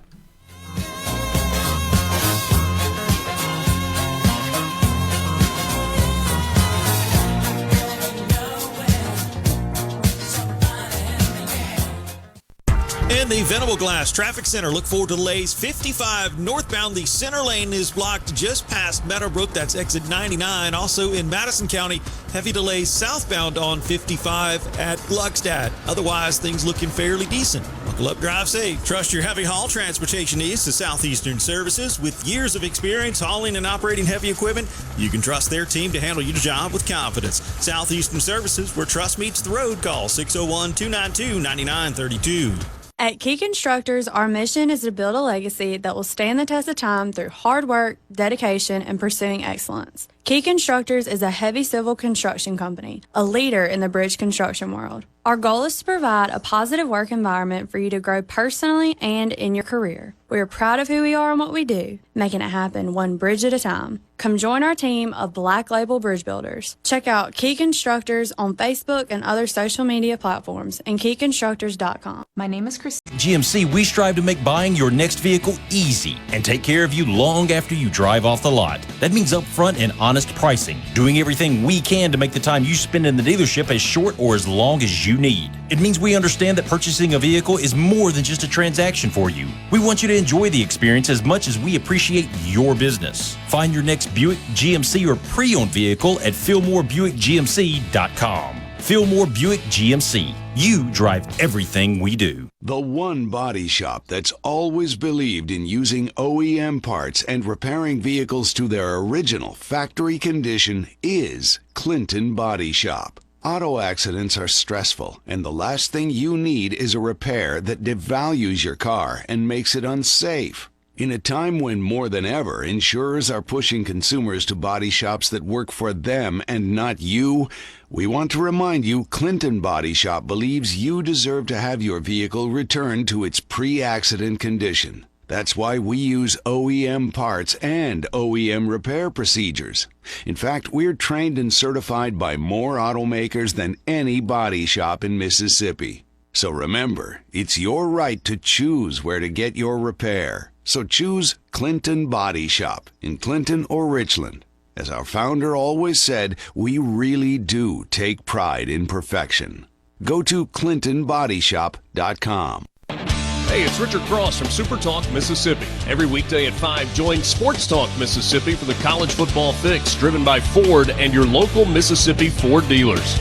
Speaking of Ford, in 1977, Ford F-Series became the best-selling trucks in America. 33 million trucks later, we've kept that title every year since. And that's a formula we plan on repeating. Ford F-Series, built Ford tough. The best-selling trucks in America for 49 years and counting. I'm a U.S. catfish farmer. I work hard to make sure you get the best tasting, healthiest fish available every time you order U.S. catfish. The Catfish Trail features restaurants throughout the Southeast that support local catfish farmers and serve it up right. Grilled, fried, or blackened, po' boys, salads, or tacos. Every restaurant on the Catfish Trail has a dish worth stopping for. Find your new favorite restaurant at uscatfish.com. Find out what's happening across your state. Mornings with Richard Cross on SuperTalk Mississippi. Sports Talk Mississippi. Sports Talk Mississippi. You know I love sports. On Super Talk Mississippi.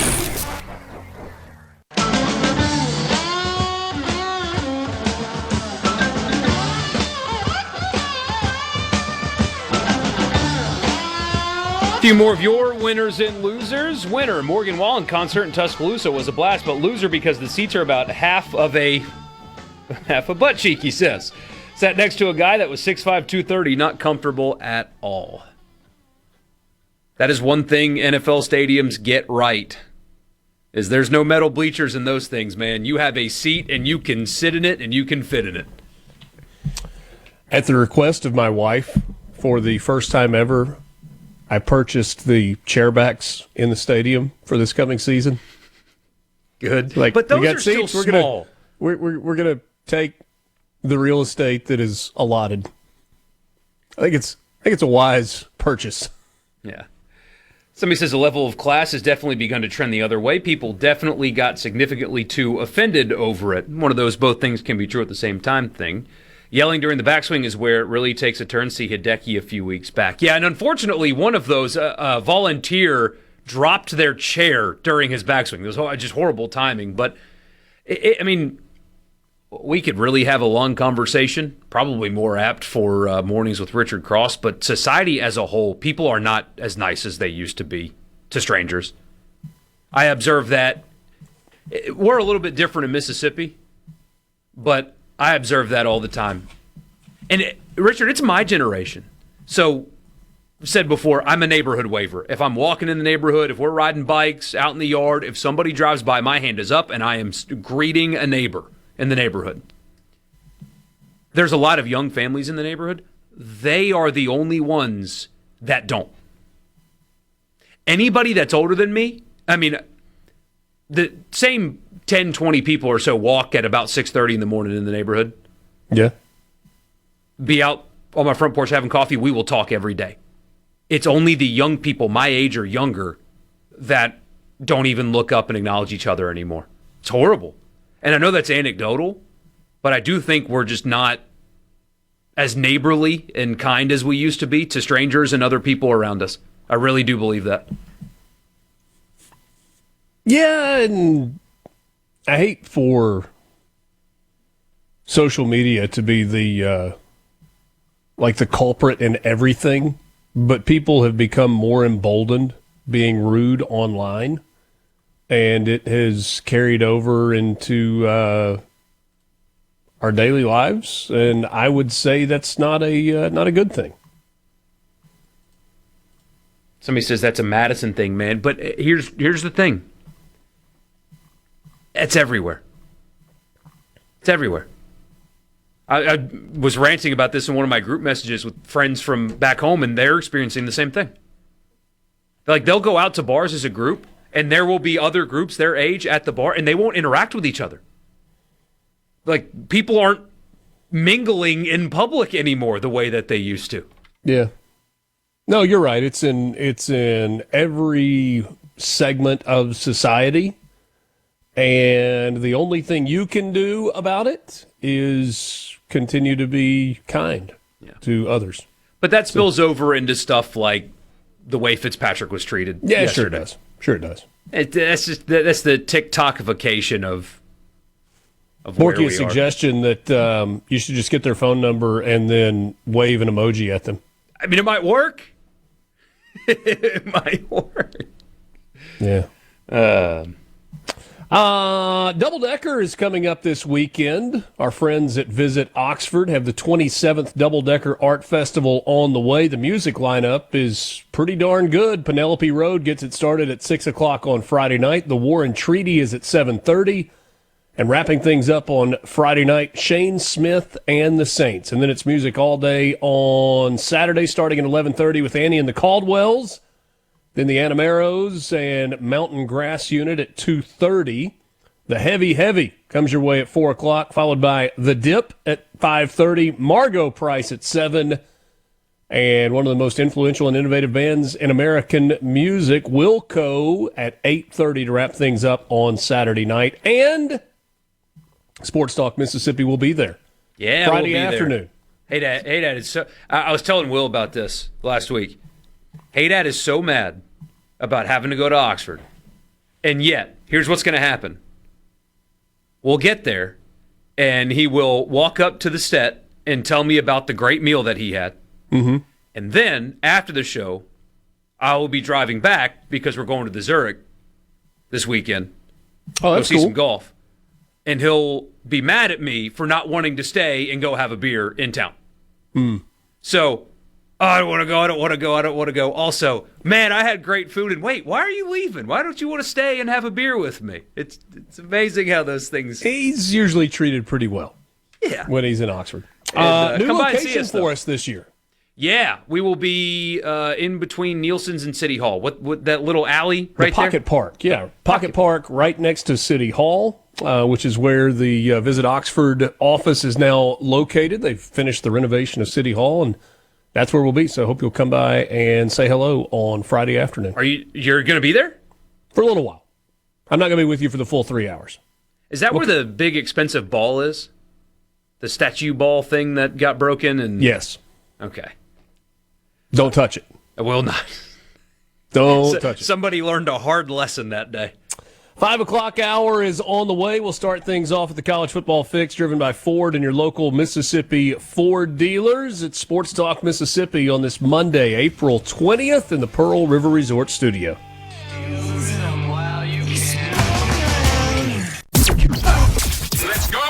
Let's go. This is your new home for exclusive sports coverage here in the Magnolia State. Sports Talk Mississippi on Super Talk Mississippi.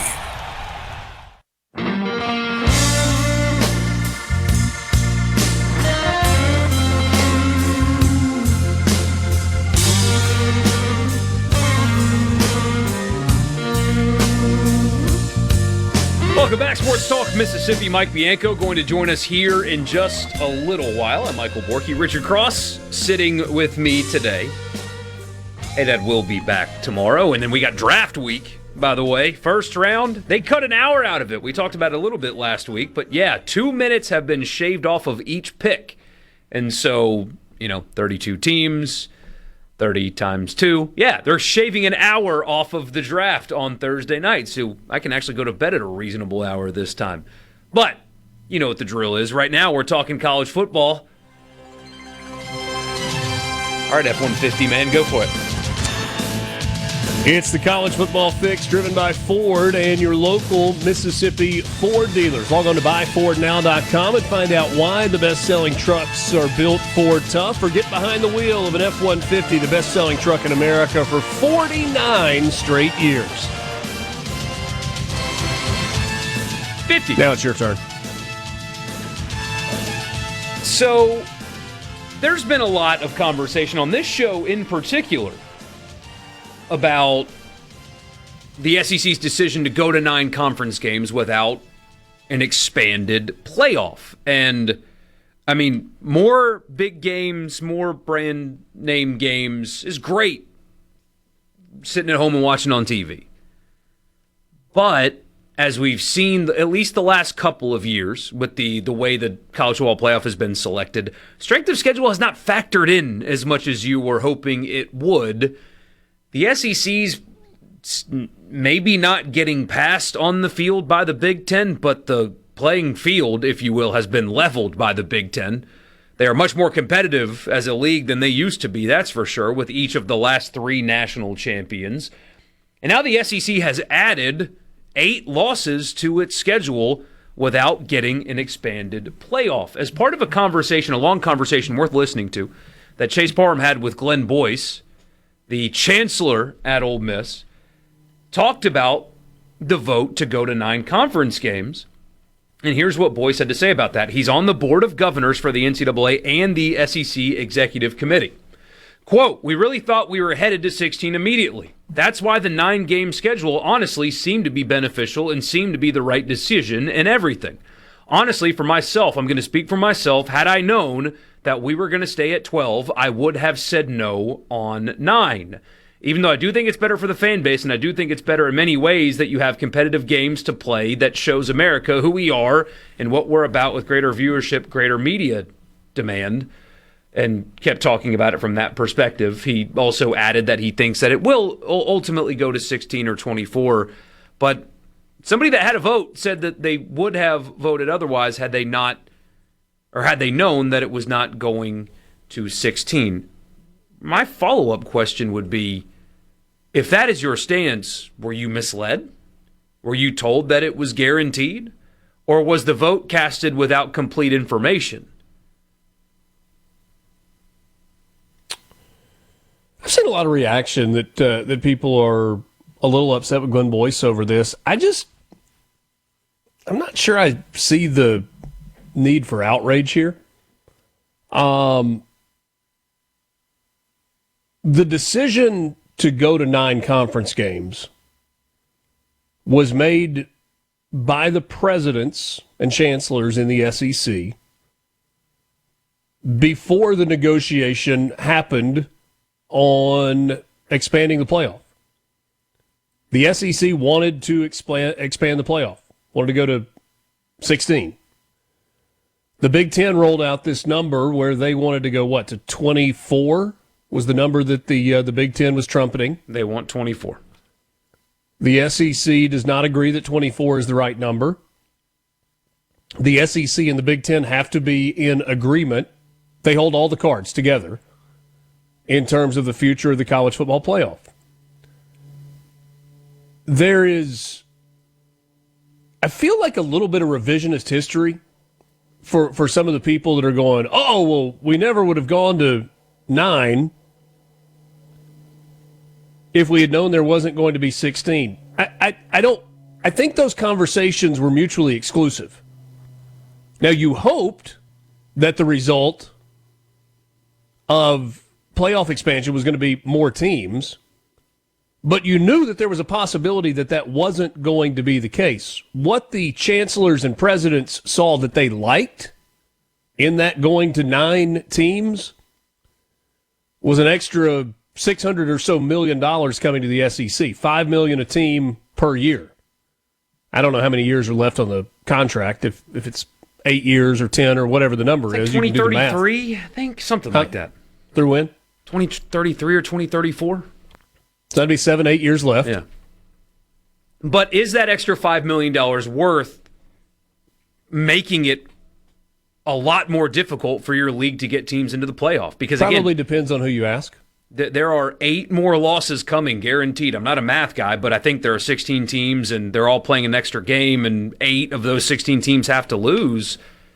And again, they ultimately, though, made the decision based on more money to the conference, which meant more money to the individual schools. Hope it was worth it. And it was a significant enough amount of money that everybody was on board, or at least enough people were on board with it to move forward with that. And there was a hope that it was also going to include playoff expansion. I still think we're going to get playoff expansion. It's just not coming as fast as we wanted it to. In the same way that going from 4 to 12 didn't go as fast as we wanted it to. It took an extra year that it didn't have to take because at the time the ACC was the stick in the mud. But now you know the Big Ten. The Big Ten has all the leverage here. They can keep asking for 24, knowing the SEC won 16, and knowing the SEC went to 9 conference games when they didn't have to. If I were the Big Ten, I wouldn't expand at all. You'd stay at 12. Good job, guys. Congratulations. Somebody says, I just don't get it. The Big Ten plays 9 conference games, and even though they don't have to play a Power 4 non-conference opponent, they still do, not league-wide. Look at the last 3 national champions and their non-conference schedules. Ohio State didn't? Ohio State, Michigan, and Indiana all had 3 walkthrough games before the national championship. So Ohio State won it all in 23. 23. And then no, wait. Past year was 26. The year before was 20. So it was 24. Well, it was the 24 national championship game on the heels of the 2023 season. I hate how they do that. Just call the national championship the season of, but... Yeah. Who did Ohio State play that year? Let's see. Or is it the last 2? I know Michigan had 3 walkthroughs, and so did Indiana. Yeah. But I don't know, man. I'm just not as up in arms about this as some people are, and maybe it does make it harder. But if we rewind to what we talked about years ago, we were for the idea of a 9-game schedule because it was better for fans. As long as it came with playoff expansion. I went back and I found one of my podcasts about it, but I didn't. I don't know. Well, I know I didn't put that caveat on it. I like the idea because we talked about 2020 and how cool that was when it was 10 conference games. Especially now knowing two things have happened since those conversations, though. You're right, by the way. Akron, Western Michigan, and Marshall in weeks 1, 2, and 3 were Ohio State's non-conference teams in 2024, the year they won the national title. And now the SEC has 9 conference games plus a requirement to play a Power 4 team. It is objectively more difficult, but each of the last 2 years... So just go win. Now, these things change, but each of the last 2 years, the committee has not valued strength of schedule. In each of the last 2 years. A 9-3 SEC team will not get in over a 10-2 Big Ten team, even if their strength of schedule is worse. It's not going to happen, at least based on the last 2 years of precedent. And the Big Ten's gotten better. That's also happened during this. The Big Ten has gotten better. It is a better football league than it was 5 years ago, top to bottom. Well, Ohio State is what it was. Michigan clearly has elevated, and obviously Indiana won the national championship a year ago. They've added Oregon. They've added USC. Added, yeah. Okay. Penn State just hired Matt Campbell. I mean, Washington's certainly not bad. They've elevated that conference some. Yeah, I mean, the league is... It's more about who they've added than depth. I think people are trying to compare the depth 1 through 18 versus SEC 1 through 16. I don't think they're there. Rutgers doesn't have on its roster what Mississippi State does. Last year, the SEC had 5 teams in the college football playoff. You had the 3 seed Georgia. You had Texas A&M as the 7, Ole Miss as the 6, Oklahoma as the 8, Alabama as the 9. So is there a chance that Alabama or Oklahoma would not have made it? 100%. With an extra loss? Yeah. Notre Dame would have gotten in. And by the way, remember, Notre Dame also gets special treatment in selection moving forward. It's going to get to 16. It will. Not if the Big Ten gets their way. And they're 50% of the vote. They are. They'll figure out a way to get it done. Because ultimately it's going to be better for them too. If you've got more slots, more teams get in. And it'll be about money, and ultimately they will say, yes, okay, we'll do it. That's your college football fix, driven by Ford and your local Mississippi Ford dealers. Mike Bianco will chat with Michael Borky coming up next.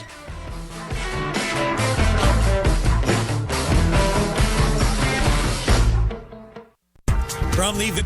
This is Sports Talk Mississippi, right here on SuperTalk.fm, the SuperTalk Mississippi app, and always live on your local SuperTalk Mississippi radio station.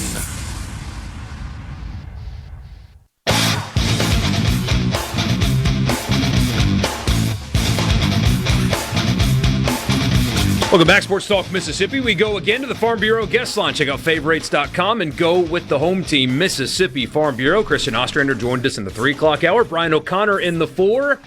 And now Mike Bianco, fresh off a series win in Knoxville, joining us right now. And Coach, I know every series is different, but going on the road and winning 2, regardless of opponents, got to feel good, especially a Tennessee team that went to Starkville the week before and swept. No, I think you're exactly right, and obviously, it's not an easy place to play in Knoxville, and some rabid fans, and 7,000 a game, and it's a challenge, obviously, in a ballpark where it can play small, and it wasn't that bad the first 2 days, but the game 3 obviously was a day where the ballpark played small. But proud of our guys. I thought, we've continued to play the last few weeks some really good baseball in all phases, and we did that again this past weekend. On that note, actually, you've obviously been in the league for quite some time, and there's Tennessee fresh off of another big renovation. What can you say about the growth of the emphasis that is being put on baseball across the SEC? Well, yeah, it's probably like that in all the sports. I'm not privy to all of that, but that's what they say, about the SEC, right? It just means more. That's their logo and the mantra, and it does. I mean, there's not another place I know. Speaking specifically to baseball, when I talk to some of our counterparts in different leagues, it's just not like it is in the SEC, from facility-wise to, even I think not just the buy-in and the amount of, I think buy-in by the universities, and the athletic departments, but by the conference as well, to try to be, I've always felt, and I know it sounds just a little pompous, but, we've always been on the cutting edge, from instant replay to other different rules, from, electronic communication and those types of things.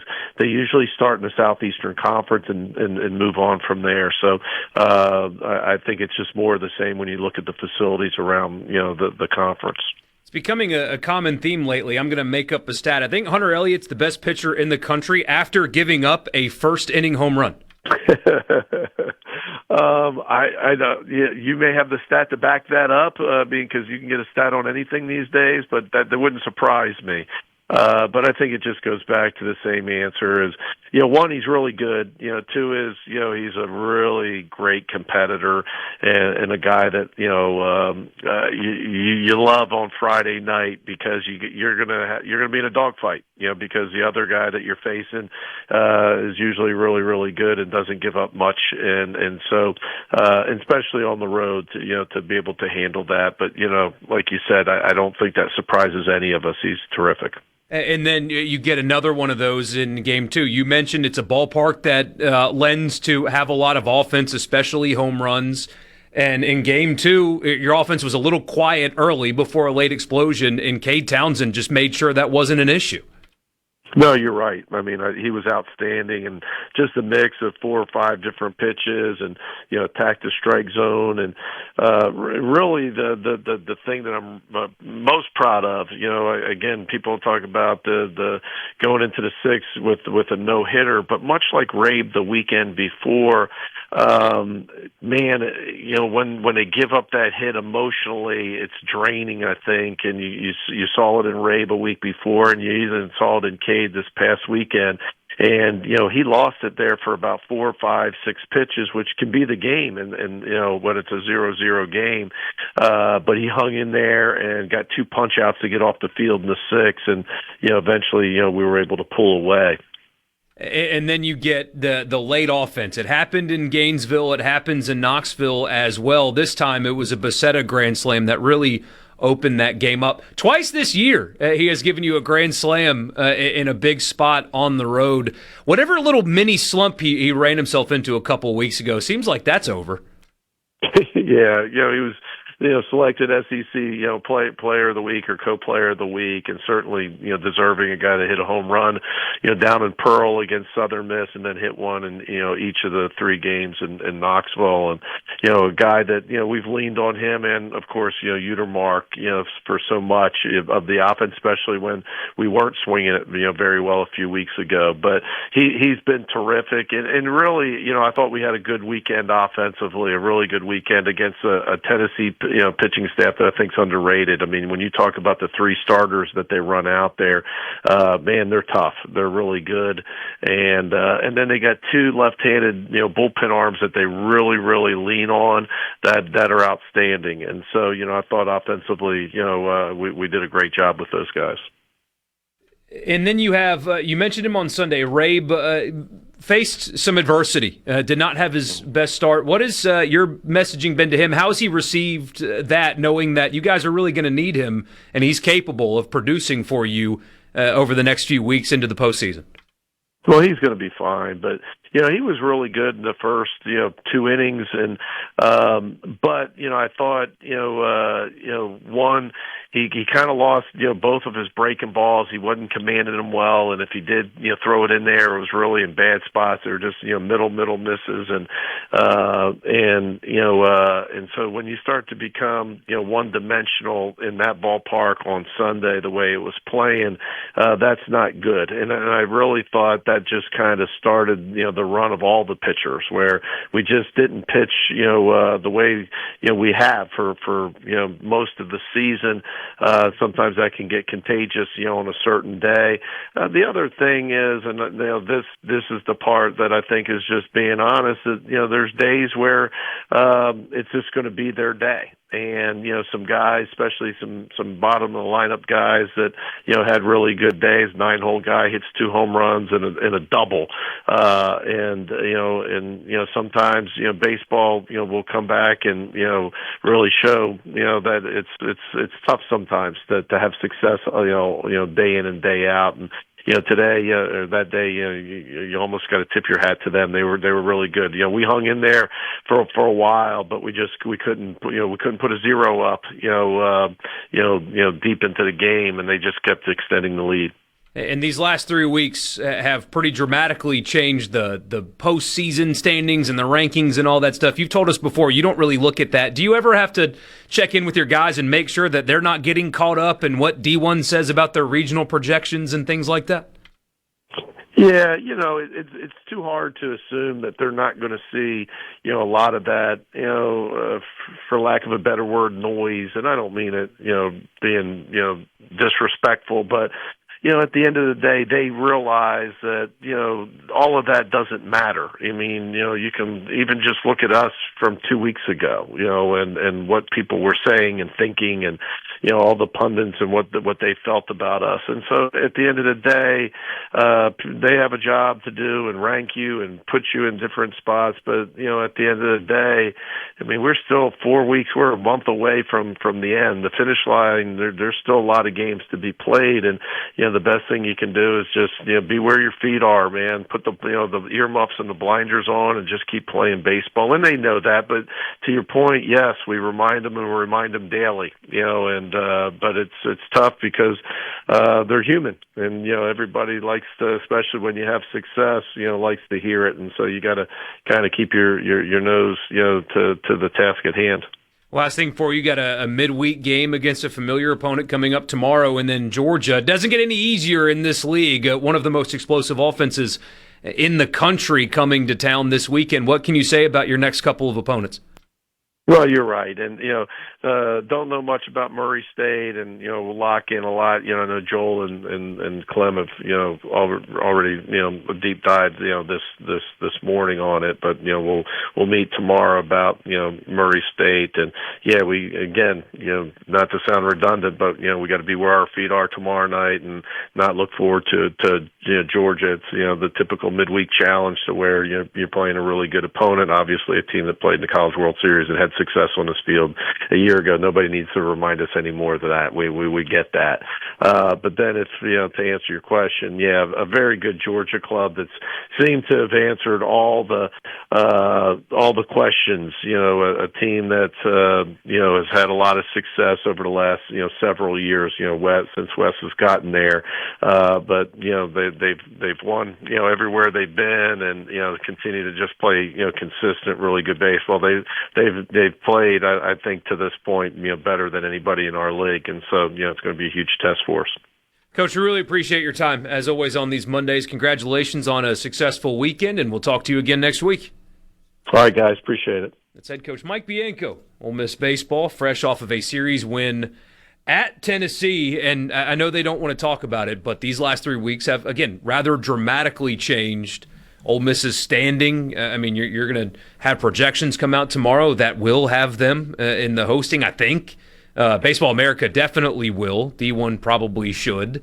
RPI is exceptional. And now, I mean, I think simply if they just play 500 baseball in the league for the rest of the year, you're hosting, if not very comfortably hosting, in Oxford.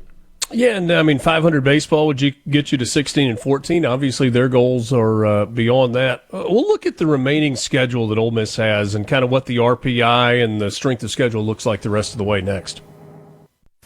From the C app. Get it now. Part of Sports Talk Mississippi. 888-808-8637 on Super Talk Mississippi.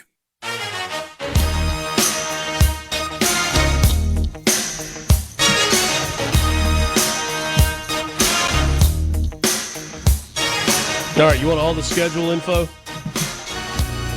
Yeah. All right, here you go. Actually, before we do that, we need to tell you that, as if you needed other reason, be listening to Sports Talk Mississippi this week for your chance to win. Win tickets to see Grammy Award-winning singer-songwriter Zach Bryan at Davis Wade Stadium on Saturday, May 2nd. We'll give you a chance to win, but you can also get tickets, which are limited and going fast, at hailstate.com. You can also find out more information about the concert. It's Zach Bryan, May 2nd, Davis Wade Stadium in Starkville. All right, Georgia on top of the SEC at 13-5. A&M and Texas have got the stupid win percentage thing now because they had a game rained out. And, of course, we couldn't have two teams stay an extra day and play a game so that everybody's all the same. Couldn't do that. Mississippi State, Ole Miss, Auburn, Oklahoma, and Florida are all 10-8. That's 5 teams at 10-8 with 4 weeks to play. Bama, Arkansas, Vandy, all 9-9. Kentucky and Tennessee are 8-10. LSU, 6-12. South Carolina 5-13. Mizzou 3-15. So, Ole Miss currently 29-12 overall, 10-8 in the SEC. They have Murray State tomorrow night. Murray State is currently 164 in the RPI. So even with a win, Ole Miss's RPI tomorrow night likely will drop a couple of spots. They are currently 6th, although there are factors that go into the RPI that make you scratch your head and go, I don't even get it. But more than likely, Ole Miss will drop even with a win to Murray State tomorrow night. Then they've got Georgia, who has an RPI of 20. Then they have Mississippi State in Pearl for the Governor's Cup. State's RPI is 17. Then they go to Arkansas, who's currently at 32 in the RPI. It's wild. Bad midweek losses. Yeah. Yeah. And just non-conference losses. Just kind of so-so in conference play for Arkansas. And then they host Texas A&M, that is currently 8 in the RPI. And then that game that you always wish wasn't on your schedule, between Texas A&M and Alabama, you've got UT Martin coming in, that's currently 248 in the RPI. So that doesn't help, but no. You will finish the regular season on the road at currently number 4 RPI Alabama. So whatever damage is done in the midweek from playing UT Martin at 248 with a series win on the road against the number 4 team in the country will be just fine. Yeah. No, it's all about just getting the requisite number of wins. And again, I think it's just simply 6. You've got 12 conference games left. Win half of them, you're hosting. Guaranteed. I think it's a guarantee at 16-14 you're hosting because of all of the aforementioned, the metrics, and then who you're playing on top of it all. You're really not going to fall if you just win half of them. 15-15 might have you in the conversation, but that would be an uncomfortable spot. 16-14, I agree. 17-13, anything more than 16, and I think there is a strong likelihood that you're a top 8. Yeah.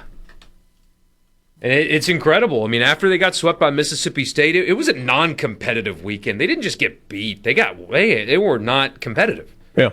And didn't play well. Not just not competitive, but didn't play good baseball that weekend. Somebody asked me on the podcast last night, where would this team be if instead of Utermark hitting a home run in Gainesville, he strikes out there? And that's, I mean, it's baseball. It's so hard to project that out. But, man, I don't know if we're talking about this team the way we are if they lose that series. And then, as we sit here today on the 20th of April, fully recognizing that there is a lot of baseball left, 17 regular season games. Is that right? 12, 13, 14, 15 regular season games remaining. Conference tournament, postseason. That is the most important at-bat of the season, and it's not even close. Not saying that something can't change between now and then.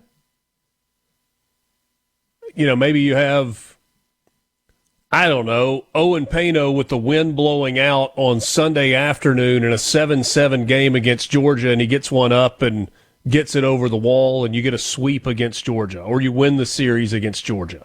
I possibly. Maybe against Alabama on the road in the final weekend of the regular season, you're trying to get to 17 or 18 wins and guarantee yourself a top 8, and Tristan Becerra hits one to Bessemer.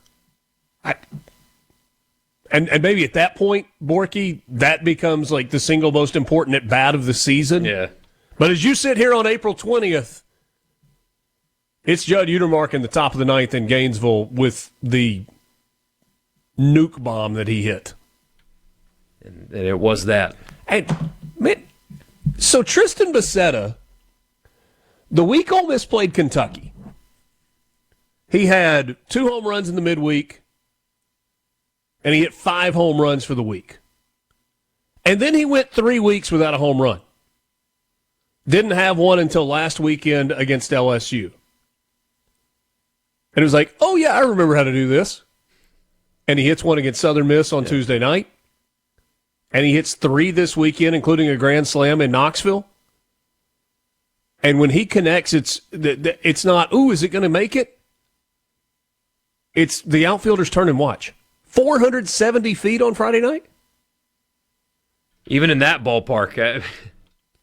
That's out of the Polo Grounds. Yeah. Man, Dabo's got to be so mad.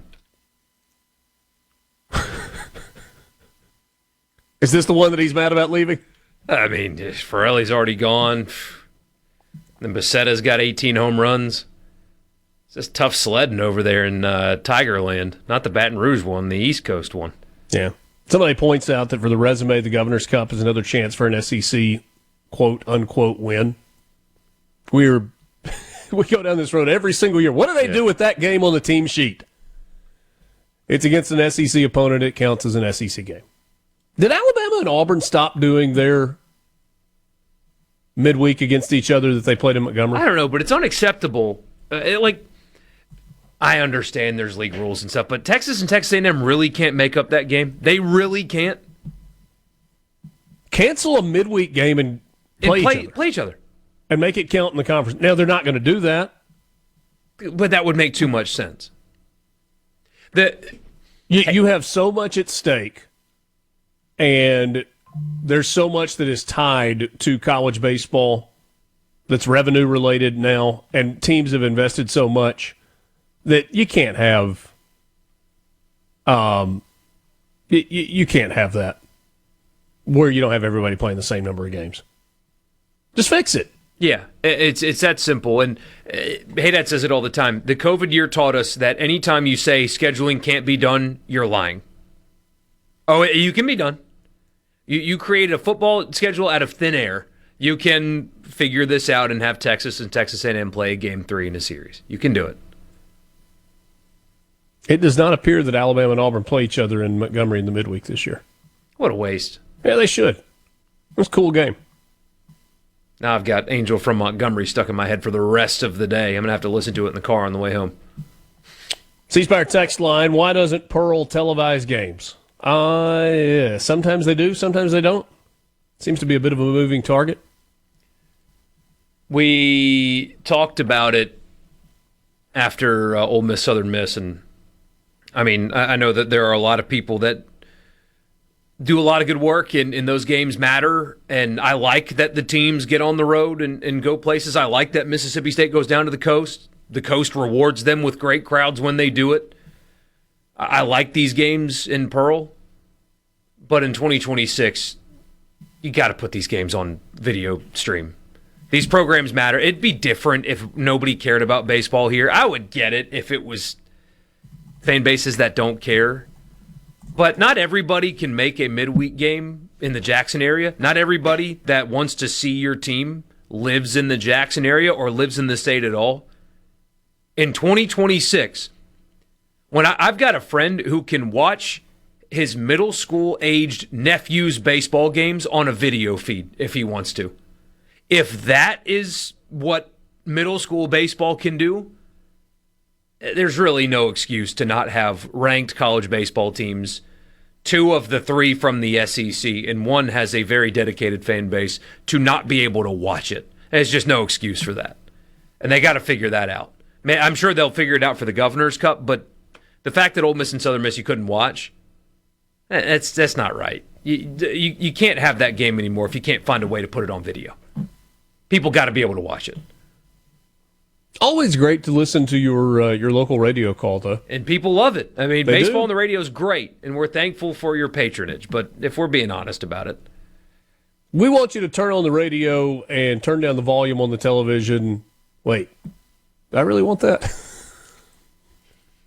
Now I have a conundrum. You can watch and you can listen. You know what? It's there for you however you want to consume it. yeah. We'll wrap the show up with you next.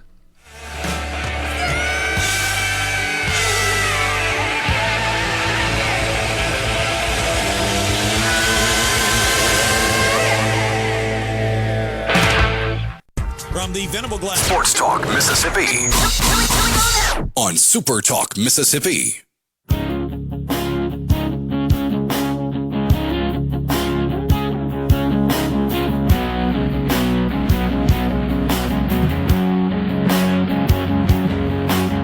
Did you see the news that they're eliminating the Hawaii swing from the PGA Tour? No Yeah. more Kapalua, no more Wailai Country Club. I like a lot of what Rolap has to say. I am monitoring the situation when it comes to the volume of changes he's going to put through. That event in... Well, they let the course die, too, because of water issues and stuff like that. Well, yeah, but that was for the Century Tournament of Champions, whoever the sponsor was. I mean, that used to be such a cool way to start the year. But the Sony Open was established in 1965 and has been contested at the Wailai Country Club in Honolulu since the event's modern-day inception. We don't have to change everything. We can change some things. Evolution, modernization, all the corporate buzzwords that people use. We don't have to change everything, though. Some traditions are good. Sometimes, well, it's because we've always done it this way. Isn't a bad answer. Yeah. It's like, imagine a college football team changing a fight song. Like, I don't think Ole Miss's fight song is particularly good. There are better ones out there. But you can't change it. It is what you have, and you can never change it. Why? Because that's what they always play. It's no hail to the victors, but it's the fight song, so don't change it. David and Tupelo, yes, there is a new boss. Brian Rolap is the new commissioner of the PGA Tour. He comes from the NFL. He does. And we'll be going back to the NFL when Roger Goodell steps down. Which he'll get booed on Thursday, and he will just smile as he collects his $60 million a year salary plus unlimited private jet access. And I mean, they're going to fast track a new TV deal. It's going to be worth billions upon billions. More. Yeah. Louder. That's the best part. He doesn't care. He used to care. You could tell he used to care. He doesn't care anymore. No. You cannot boo me out of my massive salary. I can't. I love the draft. I always love the draft. I said this last week. Next year's draft for the state of Mississippi has a chance to be a lot more interesting than this year's. Brendan Thompson's going to go state's first receiver in a long time. Deshaun Stribling might sneak up into the second round. I mean, there's some things. But you have a chance at a few first-rounders from here next year. Between Kelly Jones and Keywan Lacey, Will Eccles. on the interior defensive line. Potentially others. I mean, there's a chance that we're having fun this time next year. Still going to have fun this year, but, you know. Yeah.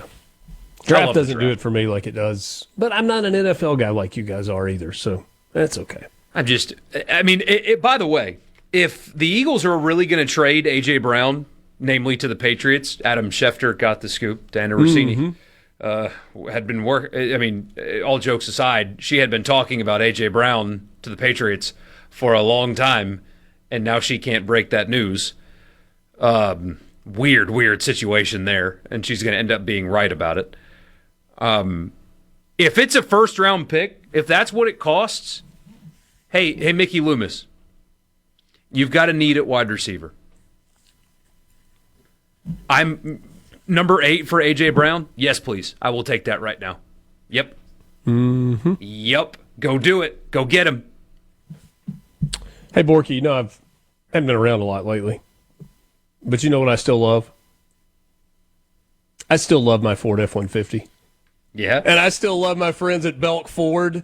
And you will too if you stop by and you see them, if you reach out to them, because they're great people. Belk Ford, Highway 6 West in Oxford. Great selection on the lot. Best financing rates that you'll find anywhere. Outstanding service department as well. BelkFord.net online. Oh, you were saying I've got to close it. I said it in queue. Yeah, my bad. I didn't mean to throw you under the bus there. I was confused just for a second. Whether it's routine it's maintenance. Been too long, hadn't it? Like an oil change or tire rotation, or you need a rebuilt diesel engine, they can handle that all at Belk Ford. Great service people, not pushy at all. They'll take care of you just like they have taken care of me and so many others, including Brian Haydad.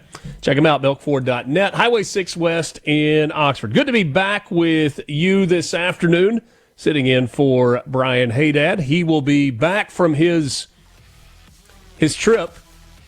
I will be interested to hear what Brian Haydad has to say about the EPL Fan Fest that he attended.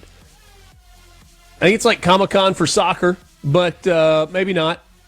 Maybe that's not what it is at all.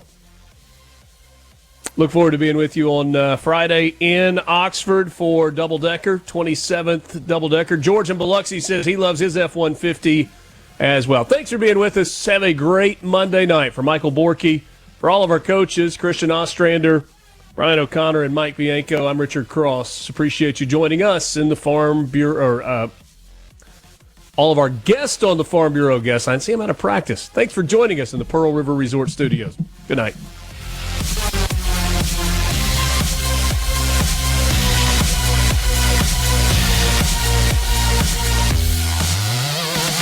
Oh, it's incredible! A SuperTalk Mississippi media production.